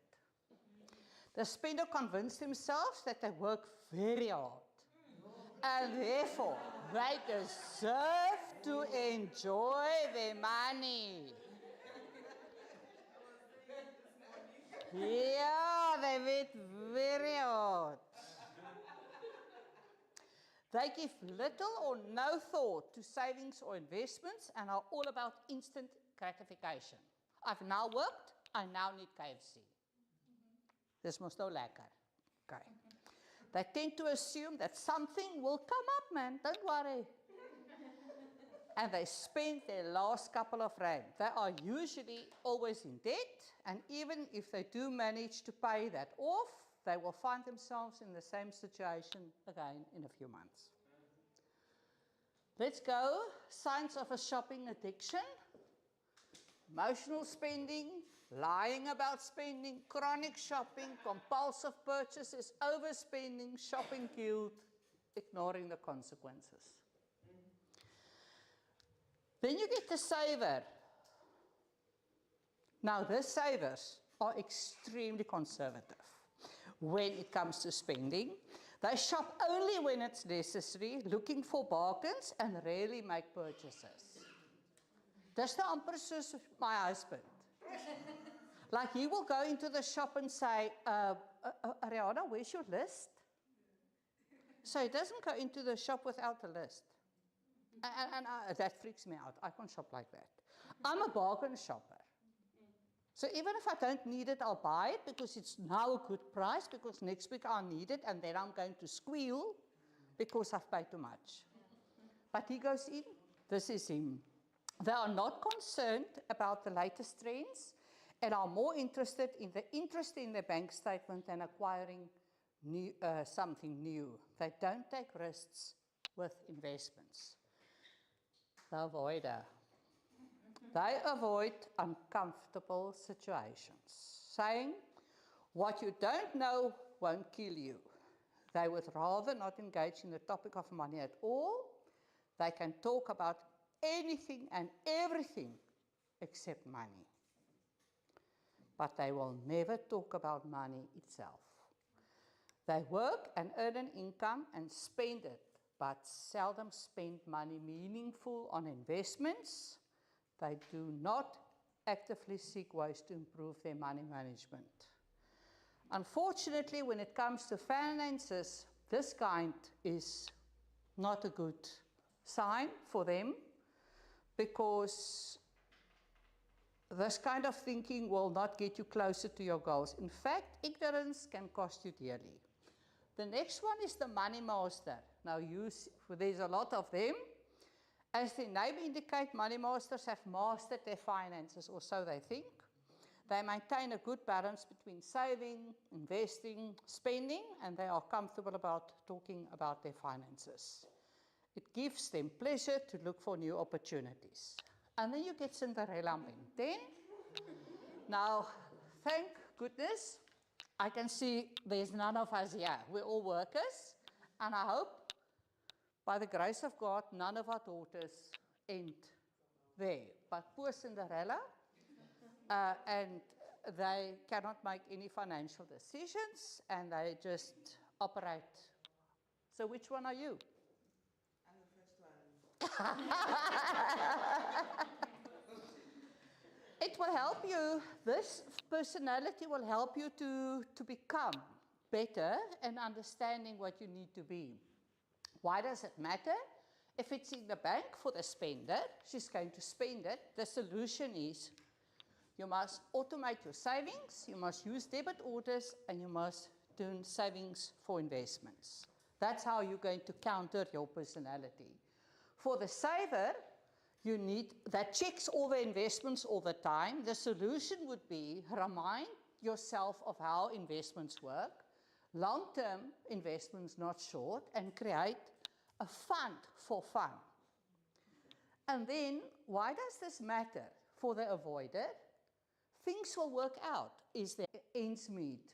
Your help should be realistic, and it shouldn't compromise your happiness and peace, because a lot of those people fall back into the family and say, actually, it's not worth for me to actually work. Because the day I come out of the factory, the salary, the day I pay, the whole family makes a line. And at the end of that person works, but there's no joy for them. You need to be honest with others about your finances, as it will help you maintain your financial boundaries. So you must set boundaries and say, listen, I'm prepared to help there, but I'm not prepared to help further. And make sure there's communicated understanding of what those limits are. I can afford this, I can pay this, and that's where I draw the line. You should be prepared to play the villain when enforcing financial boundaries, because not everyone will be happy with your boundaries that you set anyway. People will accuse you of not having Ubuntu, asserting that you lack humanity. You may feel accused of not caring about your people, which is However, there's no community without the individuals who sustain it. It's true that our culture values community, but it shouldn't be at your expense. So the ultimate goal of getting out of debt is seeing beyond your own needs and giving generously. I hope everybody could get rich and famous and will have everything they ever dreamed of, so they will know that it's not the answer. Become so financially secure that you forget it's paid. Debt free, thank you, that's me.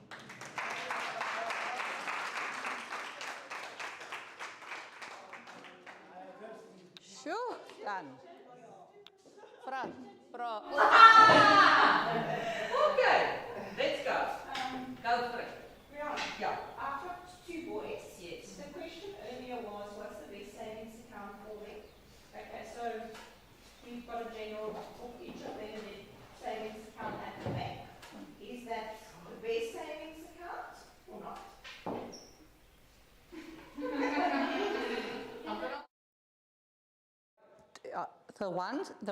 Yes, there are banks that provide good scholar accounts. You must be under the age of 18. But also look out for accounts that if you become a student, that you can have a student account. You are going to be enticed to take student loans. Remember, the banks are there to make money. Don't do that. It's a good account. A student account is a good account. They give you data, they give you free movies, you can eat at KFC. Just go and have a look. There's a lot of benefits for students. Data, as I said, access to a lot of other things, but the student loan but that is actually that's the feeder. There is account for your boys at local banks. It is good for them, in my view, to teach them to have an account, but not to spend that account. They must be taught, and this is how I taught my boys, that when they have their birthday party, their mother spends the money, everybody comes enjoy the party, but if the envelope is on the table, tomorrow morning, 9 o'clock, you're going to stand in front of the bank, my bro, and you are going to make that transfer into that savings account. So when my children was about 21, I gave each of them about 20,000. Because it was every birthday for the last 20 years, and they got at least 1,000 rand. And because I'm a mother, I topped it up, and I said, just to make it even, because the one wanted a little bit more than the other, let's square it. That is teaching saving, not teaching bank. If you want to save for education, then you save for education and you save it in an interest-bearing account. And because you know you are going to wanting to use it, you can look at a policy and try and do it in that way, but take your calculator and say to yourself, if the policy premium is 200 rand, 200 times 12 for 12 months is this amount, times 20 years or 18 years or 16 years and see what is the amount. And then you go and see what does the policy pay. You'll be surprised that if you just put 200 rand a month, sometimes in the bank account, you're going to get more by 20 rand a month than this policy. So be smart and be clever, because it's your money. So that is my dual question, my dual answer.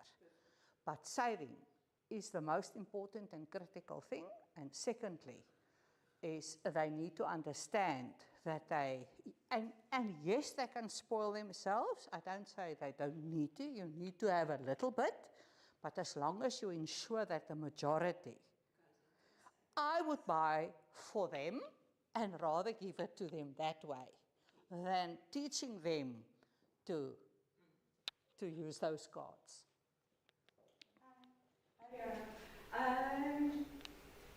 Ek sê sy hoor.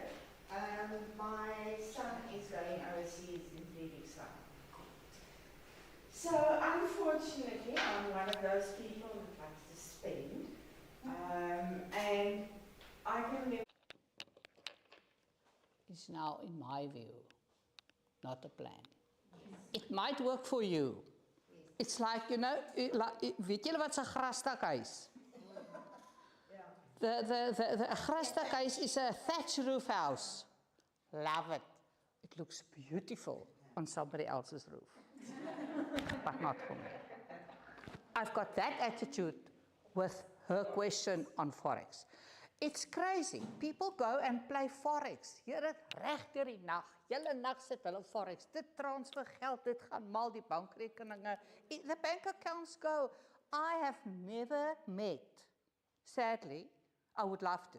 I've never met somebody that can look me in the eye and say, I have the formula for Forex.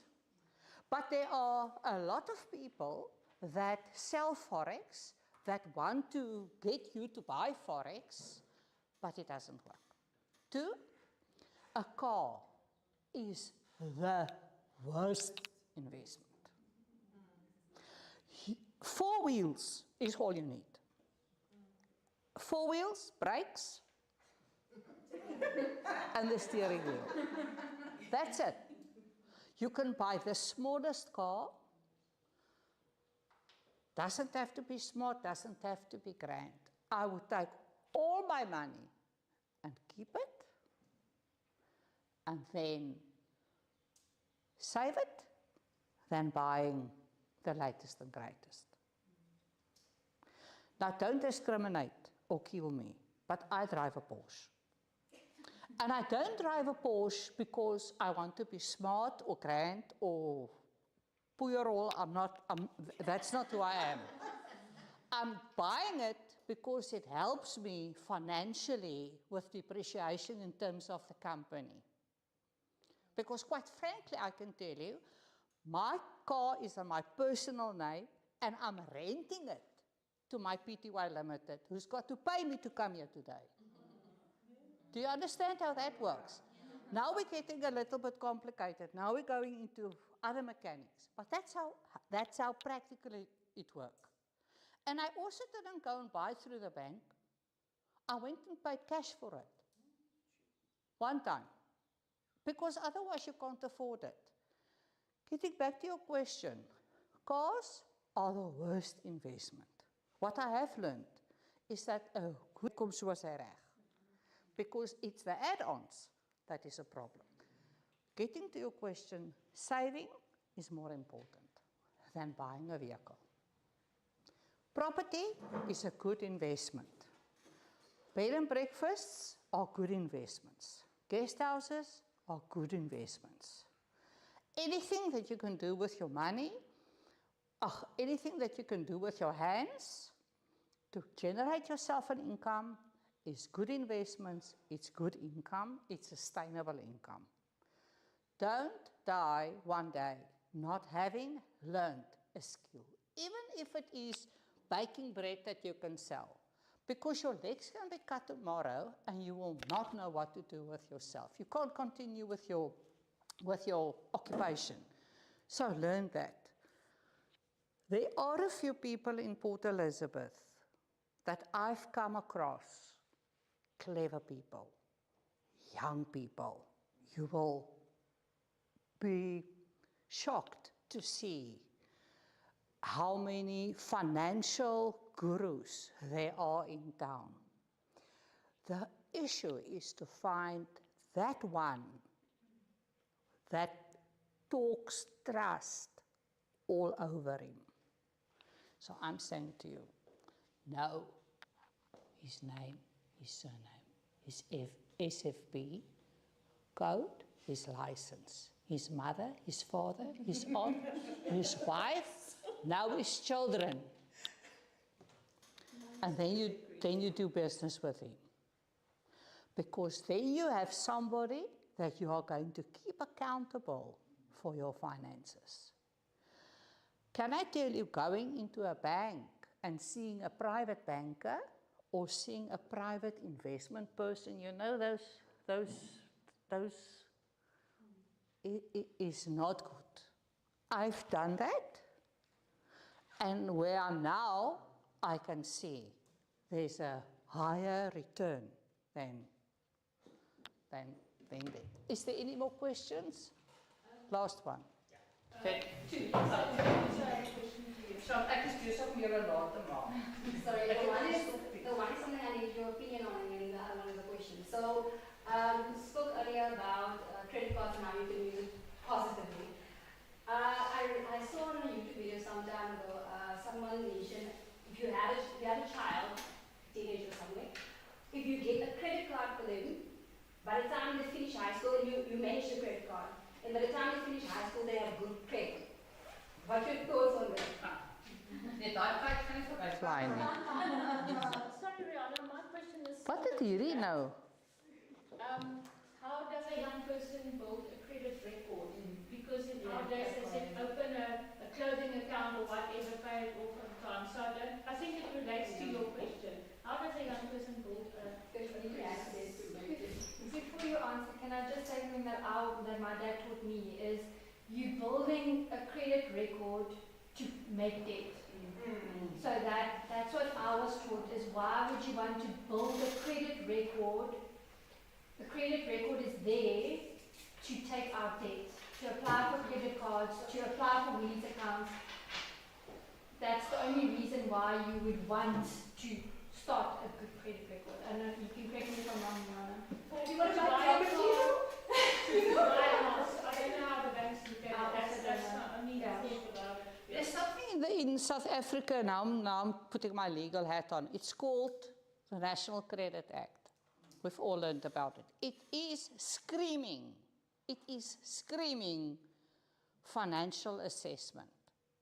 So no matter where you go, applying for credit or not applying for credit, just opening a lay-by of opening a whatever, home loan, kar, enige ding, dit is alles. It is about affordability. And if you apply for whatever you need to have, short-term, long-term, it's about your income and it's about your expenses.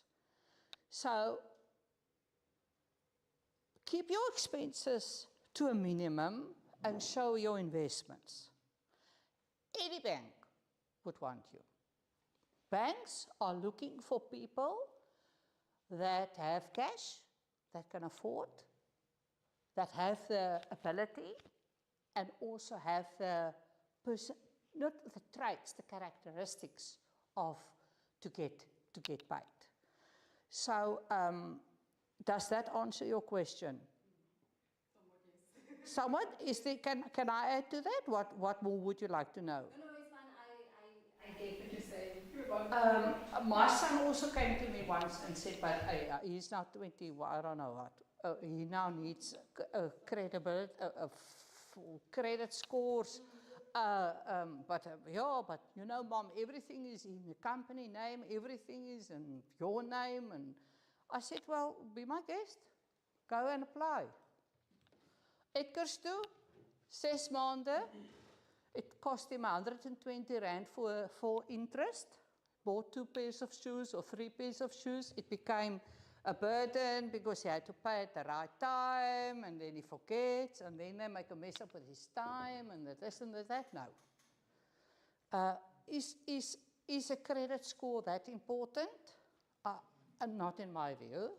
And can I tell you, a lot of credit bureaus these days don't have the sufficient amount of data, because we work with credit bureaus every day.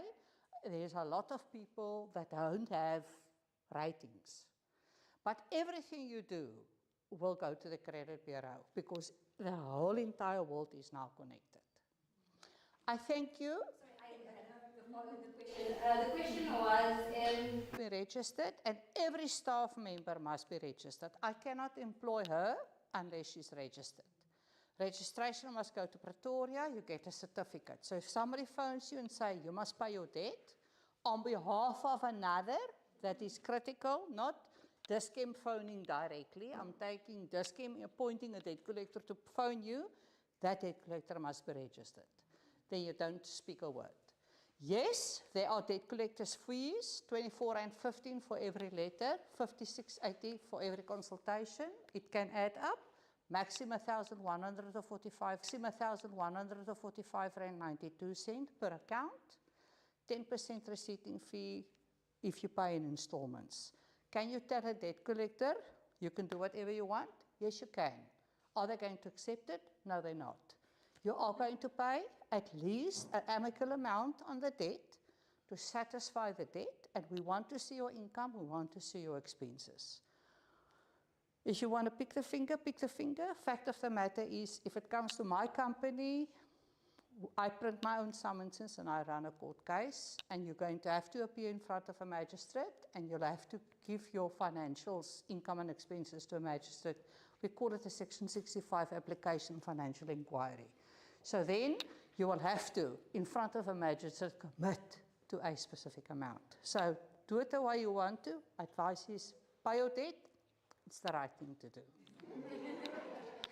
Sorry, we can't allow any more questions. We are half an hour late already. Rihanna, thank you so much for this talk. I wish I had this 40 years ago.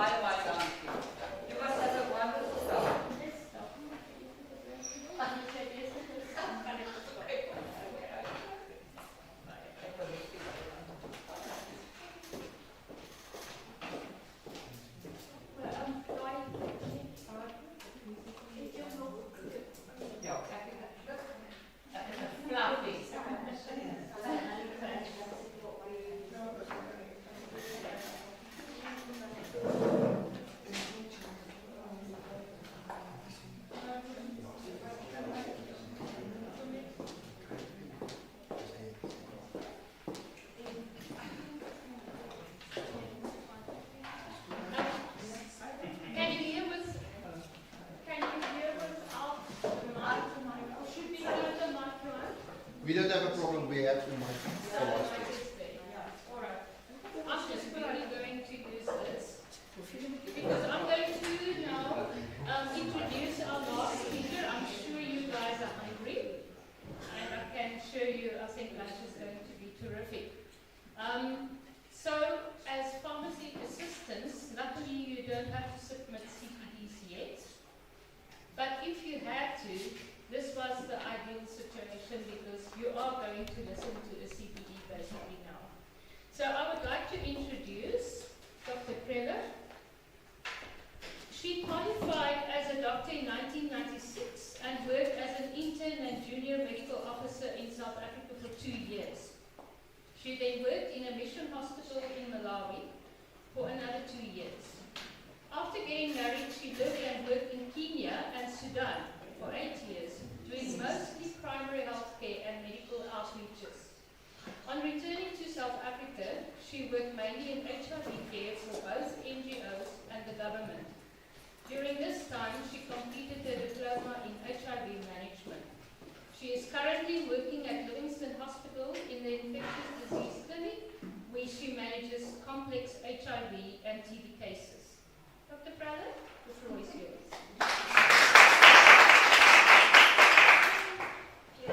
Thank you so much, and thank you, Alice, for inviting me. Alice and I are colleagues, so we see each other every day, and I really, I'm so blessed and privileged to be here and to share a part of my story. So I think my story is actually all of our stories. We all actually know somebody with HIV, or we have clients or family members or, you know, some contact with HIV. South Africa has such a high incidence of HIV. And I've been blessed to have been involved in HIV care for almost 3 decades, not quite, but almost 3 decades, and to have lived through it all. And Alice just asked me to share a bit of my journey with HIV. Now, let's see if I can get it going. All right, let's start in the 90s. After qualifying, I worked in South Africa for a bit, then off to Malawi. And this is Nkoma Mission Hospital. And you can see it's beautiful, it's lovely, not sophisticated. The bottom picture is the ambulance, a bicycle with a little cart at the back. That was our local ambulance. Anyway, we had a great time, but not sophisticated. No ARVs. Imagine a world where you cannot treat HIV.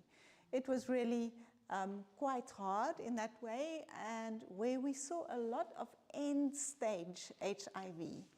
So HIV infection is something quite different from AIDS, whereas AIDS is the end stage of HIV. It's what we get at the end of HIV. It's the acquired immunodeficiency syndrome that is only the end product of the HIV infection. And that's what we saw, a lot of it, all the time.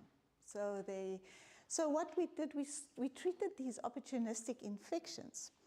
So all of us breathe, you know, a lot of air all the time. We actually breathe in a lot of spores, fungi, but our lungs can manage it, we cough it out.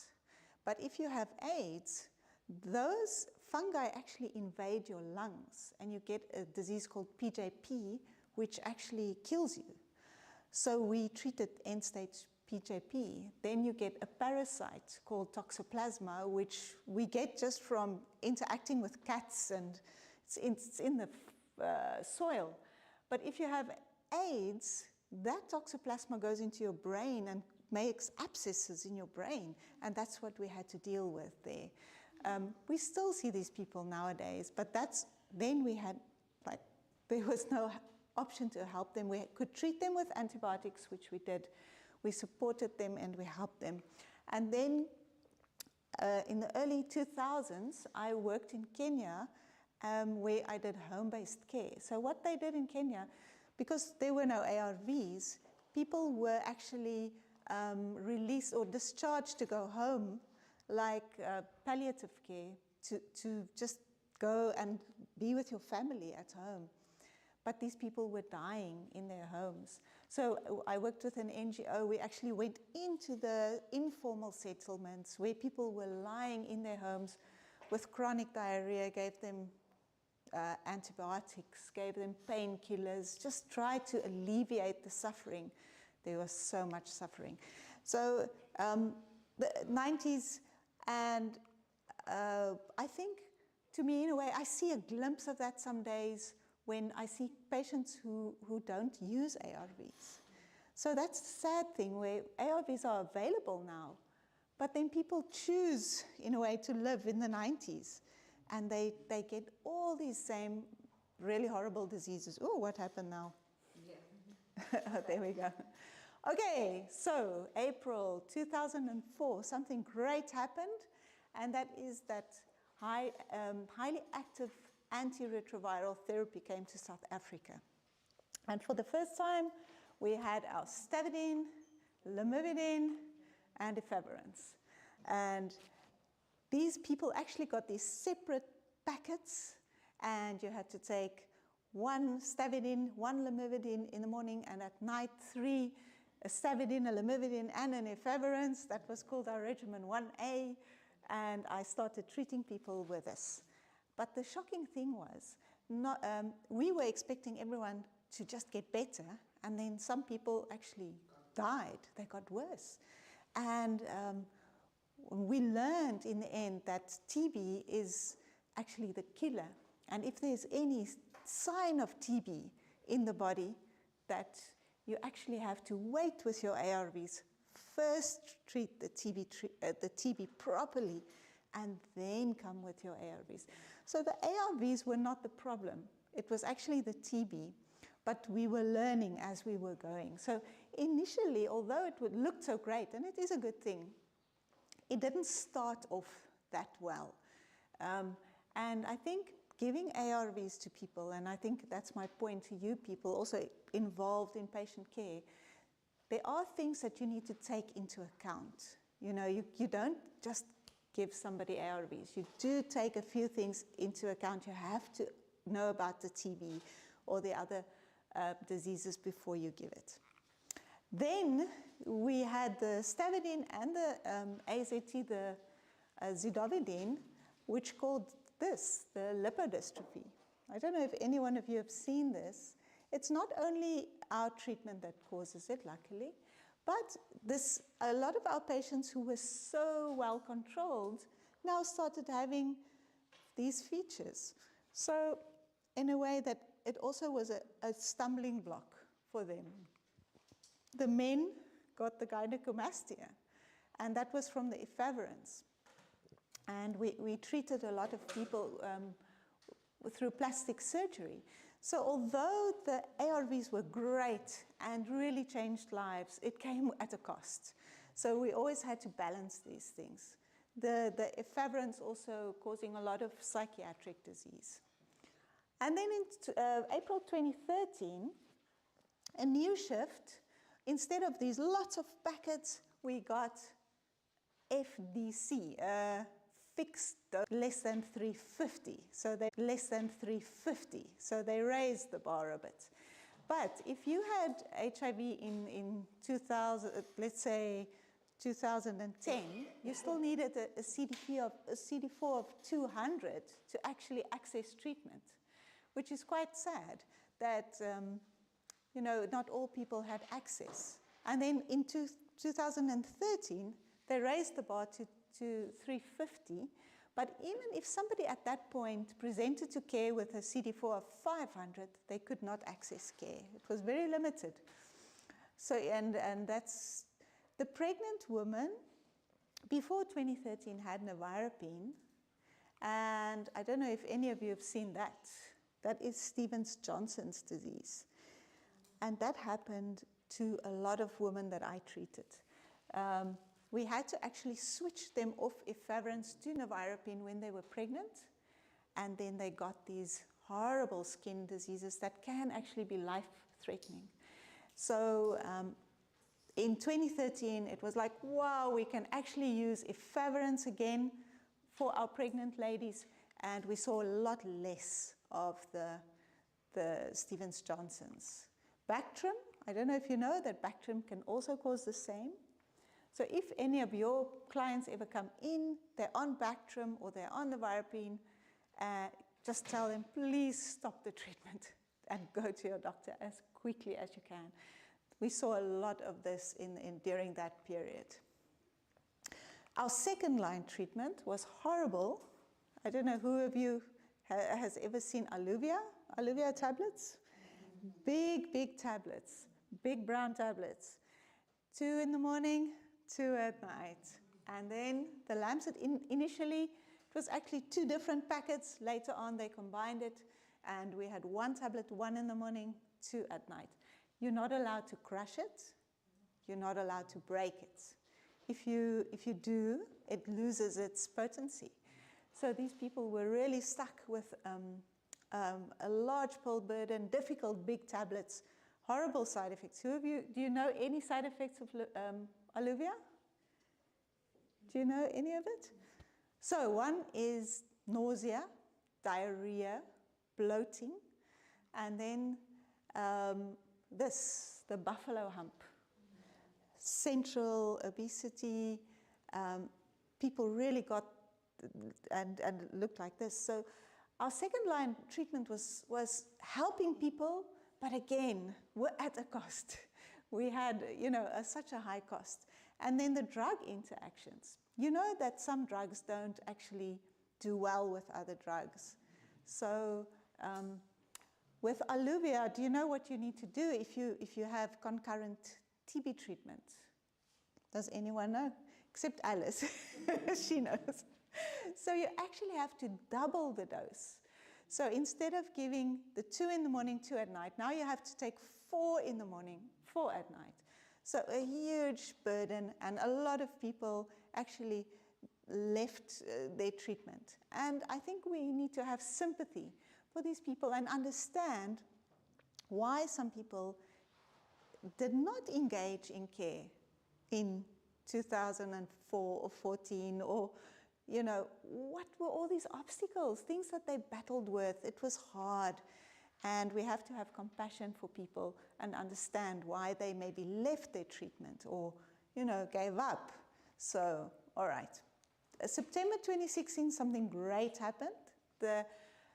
Our government announced that we were the first country in Africa to actually offer ARVs to any person with HIV, regardless of the CD4. So we really did a great thing there.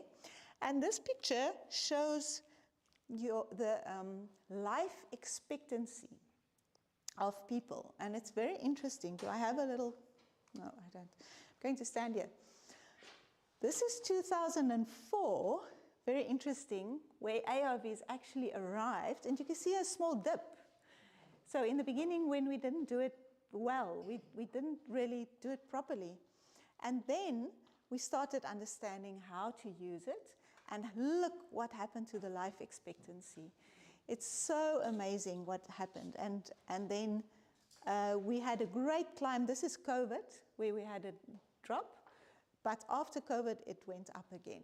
So you can see the huge difference that ARVs actually have made.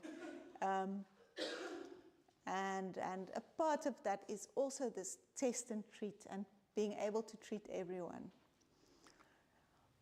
The incidence of HIV is the number of new infections annually. So how many new infections of HIV do we see?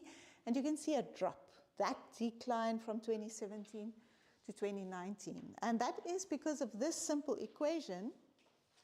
Undetectable is untransmissible. Have anyone, do you know this U equals U?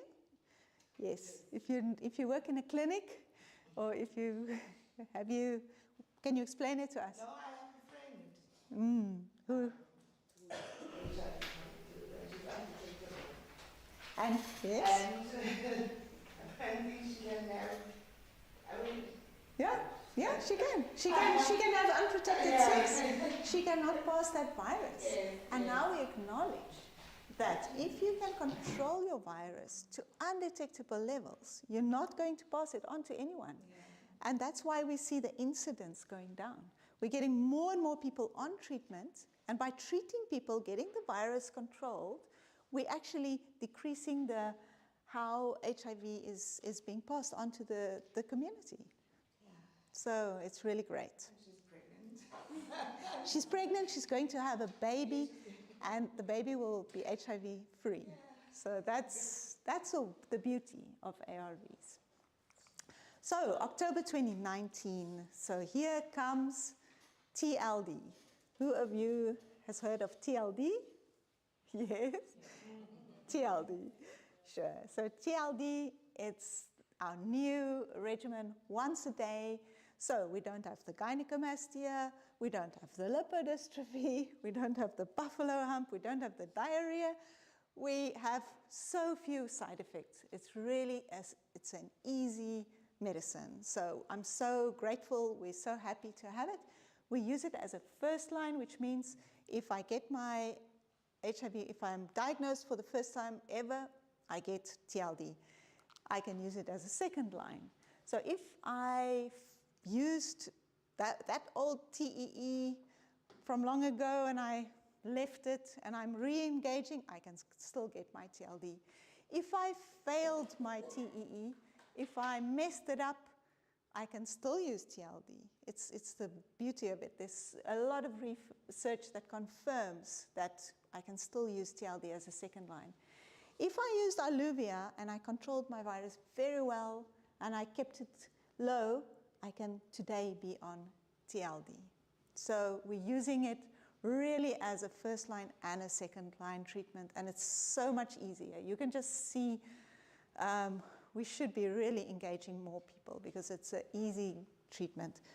So we're even using it as third line.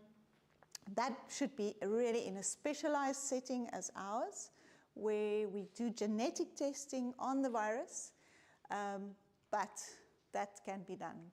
Few side effects, few interactions.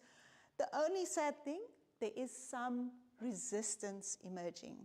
So this is a 2024 WHO report that shows in some countries 3.9% up to 8.6%. I think that is representative of South Africa. How much resistance, and even like in the East, there will be up to 19.6. 1 out of 5 people, so 20% almost, that actually have resistance, which means they can't use this wonderful drug that, you know, this is this really easy drug, and now they can't use it. So I wanted to just talk to you guys because you're also involved. You're in this process of dispensing and speaking to patients. And so how does it happen? So resistance, you can see on the picture there, you see the orange, the dark orange is the wild HIV, the normal HIV that will be killed by TLD. The light orange at the bottom is the mutated virus. So that's the virus that will not be killed by TLD. So if our patient takes their treatment like every day, but skips weekends, Saturdays and Sundays and Fridays, they're going out, they're having alcohol, but they don't take their treatment. So they leave a little corridor, they leave a space open for these mutated viruses to continue to grow and to develop. If they take TB treatment and they don't boost, so who of you knows that we have to boost? Yeah, so when you take TB treatment, you can't take your ARVs alone, you can't take your TLD alone. It dilutes, so the blood concentration isn't what it should be. So we have to add an extra dolutegravir to lift the blood concentration. And if we don't do that, we get the mutations. And then if people use boosters, say, and I know a lot of my clients, when I see the viral load going up a bit, I ask them, do you use Poseidon? And then they say, yes. No, please don't use Poseidon. Poseidon, what it does, it decreases the concentration of the TLD, of our drug. And now it allows the small mutations to keep on growing and accelerating and being more. And in the end, you get this resistance. And they can't use TLD. So if they use it at the same time, in the end, they can't use the wonderful TLD anymore. Normal supplements, over the counter, things that you guys will provide to people, pregnant ladies. So you have to ask them, or just say in general, if you are using an ARV, please don't use it at the same time. The calcium and iron, what it will do, it competes with the TLD, and the calcium is absorbed, and the TLD is flushed down, and in the end, you don't get the concentration that you're supposed to be getting. So be aware of how you can help your clients to not that we don't get resistance to this really good drug that's helping a lot of people. Luckily, we do have a drug called the Rinavir, and we give it at our clinic. So if you do get resistance to TLD, we can treat you. But now we're back to big tablets that you're not allowed to break and have more side effects. But we can help you, we can treat you. But it's so much easier if we can keep the bulk of our group of people on the TLD. That would be really great. So my last slide, just before lunch, what does the future hold? This is a trial which they reported on in July 2024. It's very current. And what it shows is a new drug called lenacapavir. So lenacapavir is an injectable drug. You inject it under the skin, subcutaneous injection, and it's given twice a year, every 6 months. So very easy. And they used it in a trial as a prevention method. So they got some sexually active girls between the age of 16 and 25. They got these young women all together. They put them in different arms. Some were taking tablets, the tenamine that we usually use, and some got the injection. In the arm that used the injection, not one person got HIV. It's 100% effective. So that is amazing. And we are so happy. We are really excited about this drug called lenacapavir that's easy to use. You only get your little injection twice a year, and it can actually protect you from getting HIV. 100% effective. Isn't that amazing? So we are so excited about this. It's not available in South Africa yet. It's still, it's just this. These are just trials. They're doing trials to show, and now they're really going to go to the WHO and push for it to come to South Africa. But if it comes to South Africa, it will be a real breakthrough, so that the future looks bright. We've got a good drug in TLD that can really suppress the virus, and we've got good prospects for the future. And so please encourage your patients, have compassion with your clients, understand why they sometimes fall out of care and all the obstacles and the barriers that they had to overcome, and encourage them to use this TLD, to value it, to use it well, you know, to not mix it, and to have good adherence, so that, you know, they can be there in the future when these new and really wonderful drugs come. Thank you, and that is my talk for today.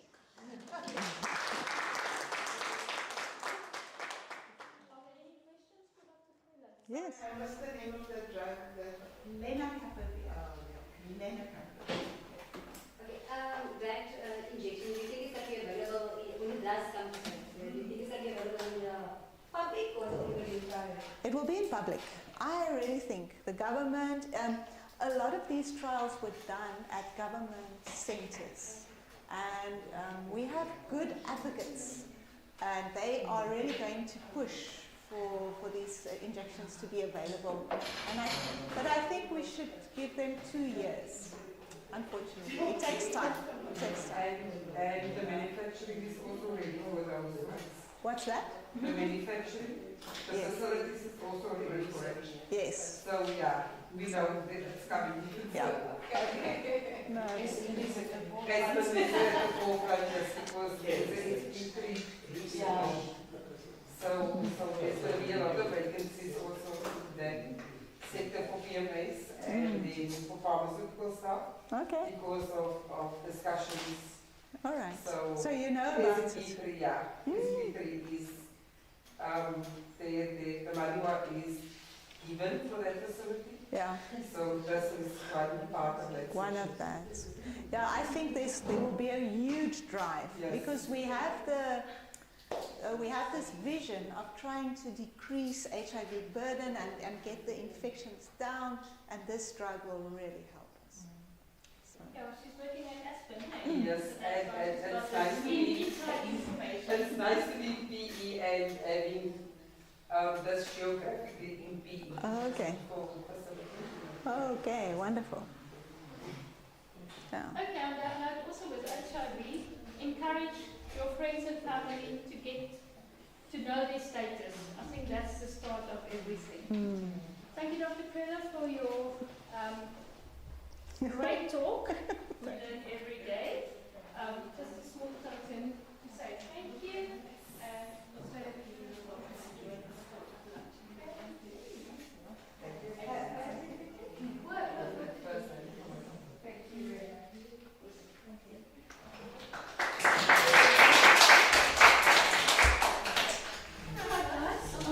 in closing,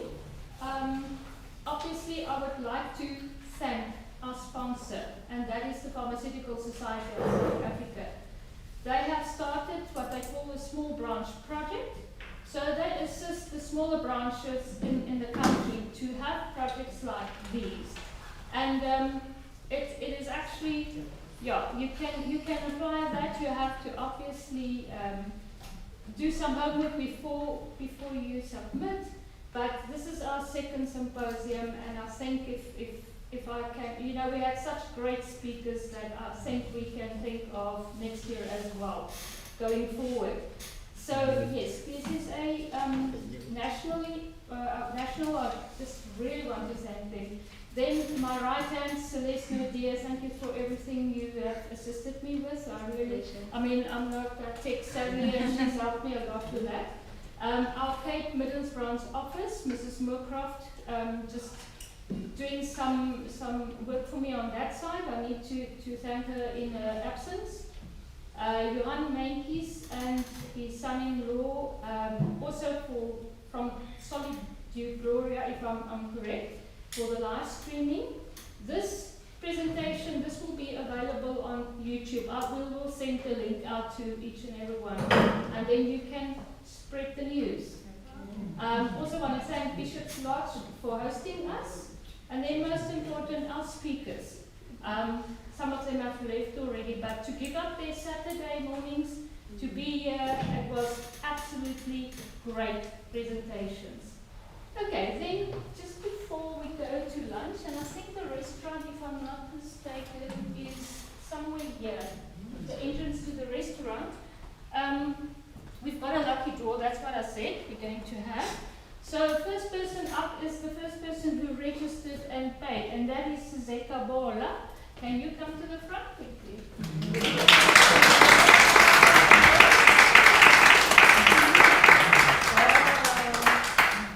You want to go first?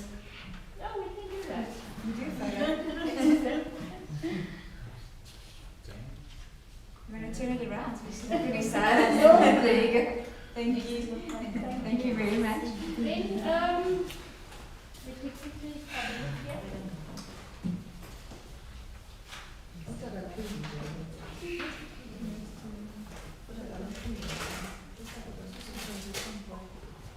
Okay, so in your bags there were 5 pink cardboard, what do we call it? Just a pink thing, yes. Who else has got that? Okay, so we've got 2. I know, 3. Oh, we've got 4. Small child, maybe this would be something you would like to take. Otherwise, just grab something. Can I get a group picture?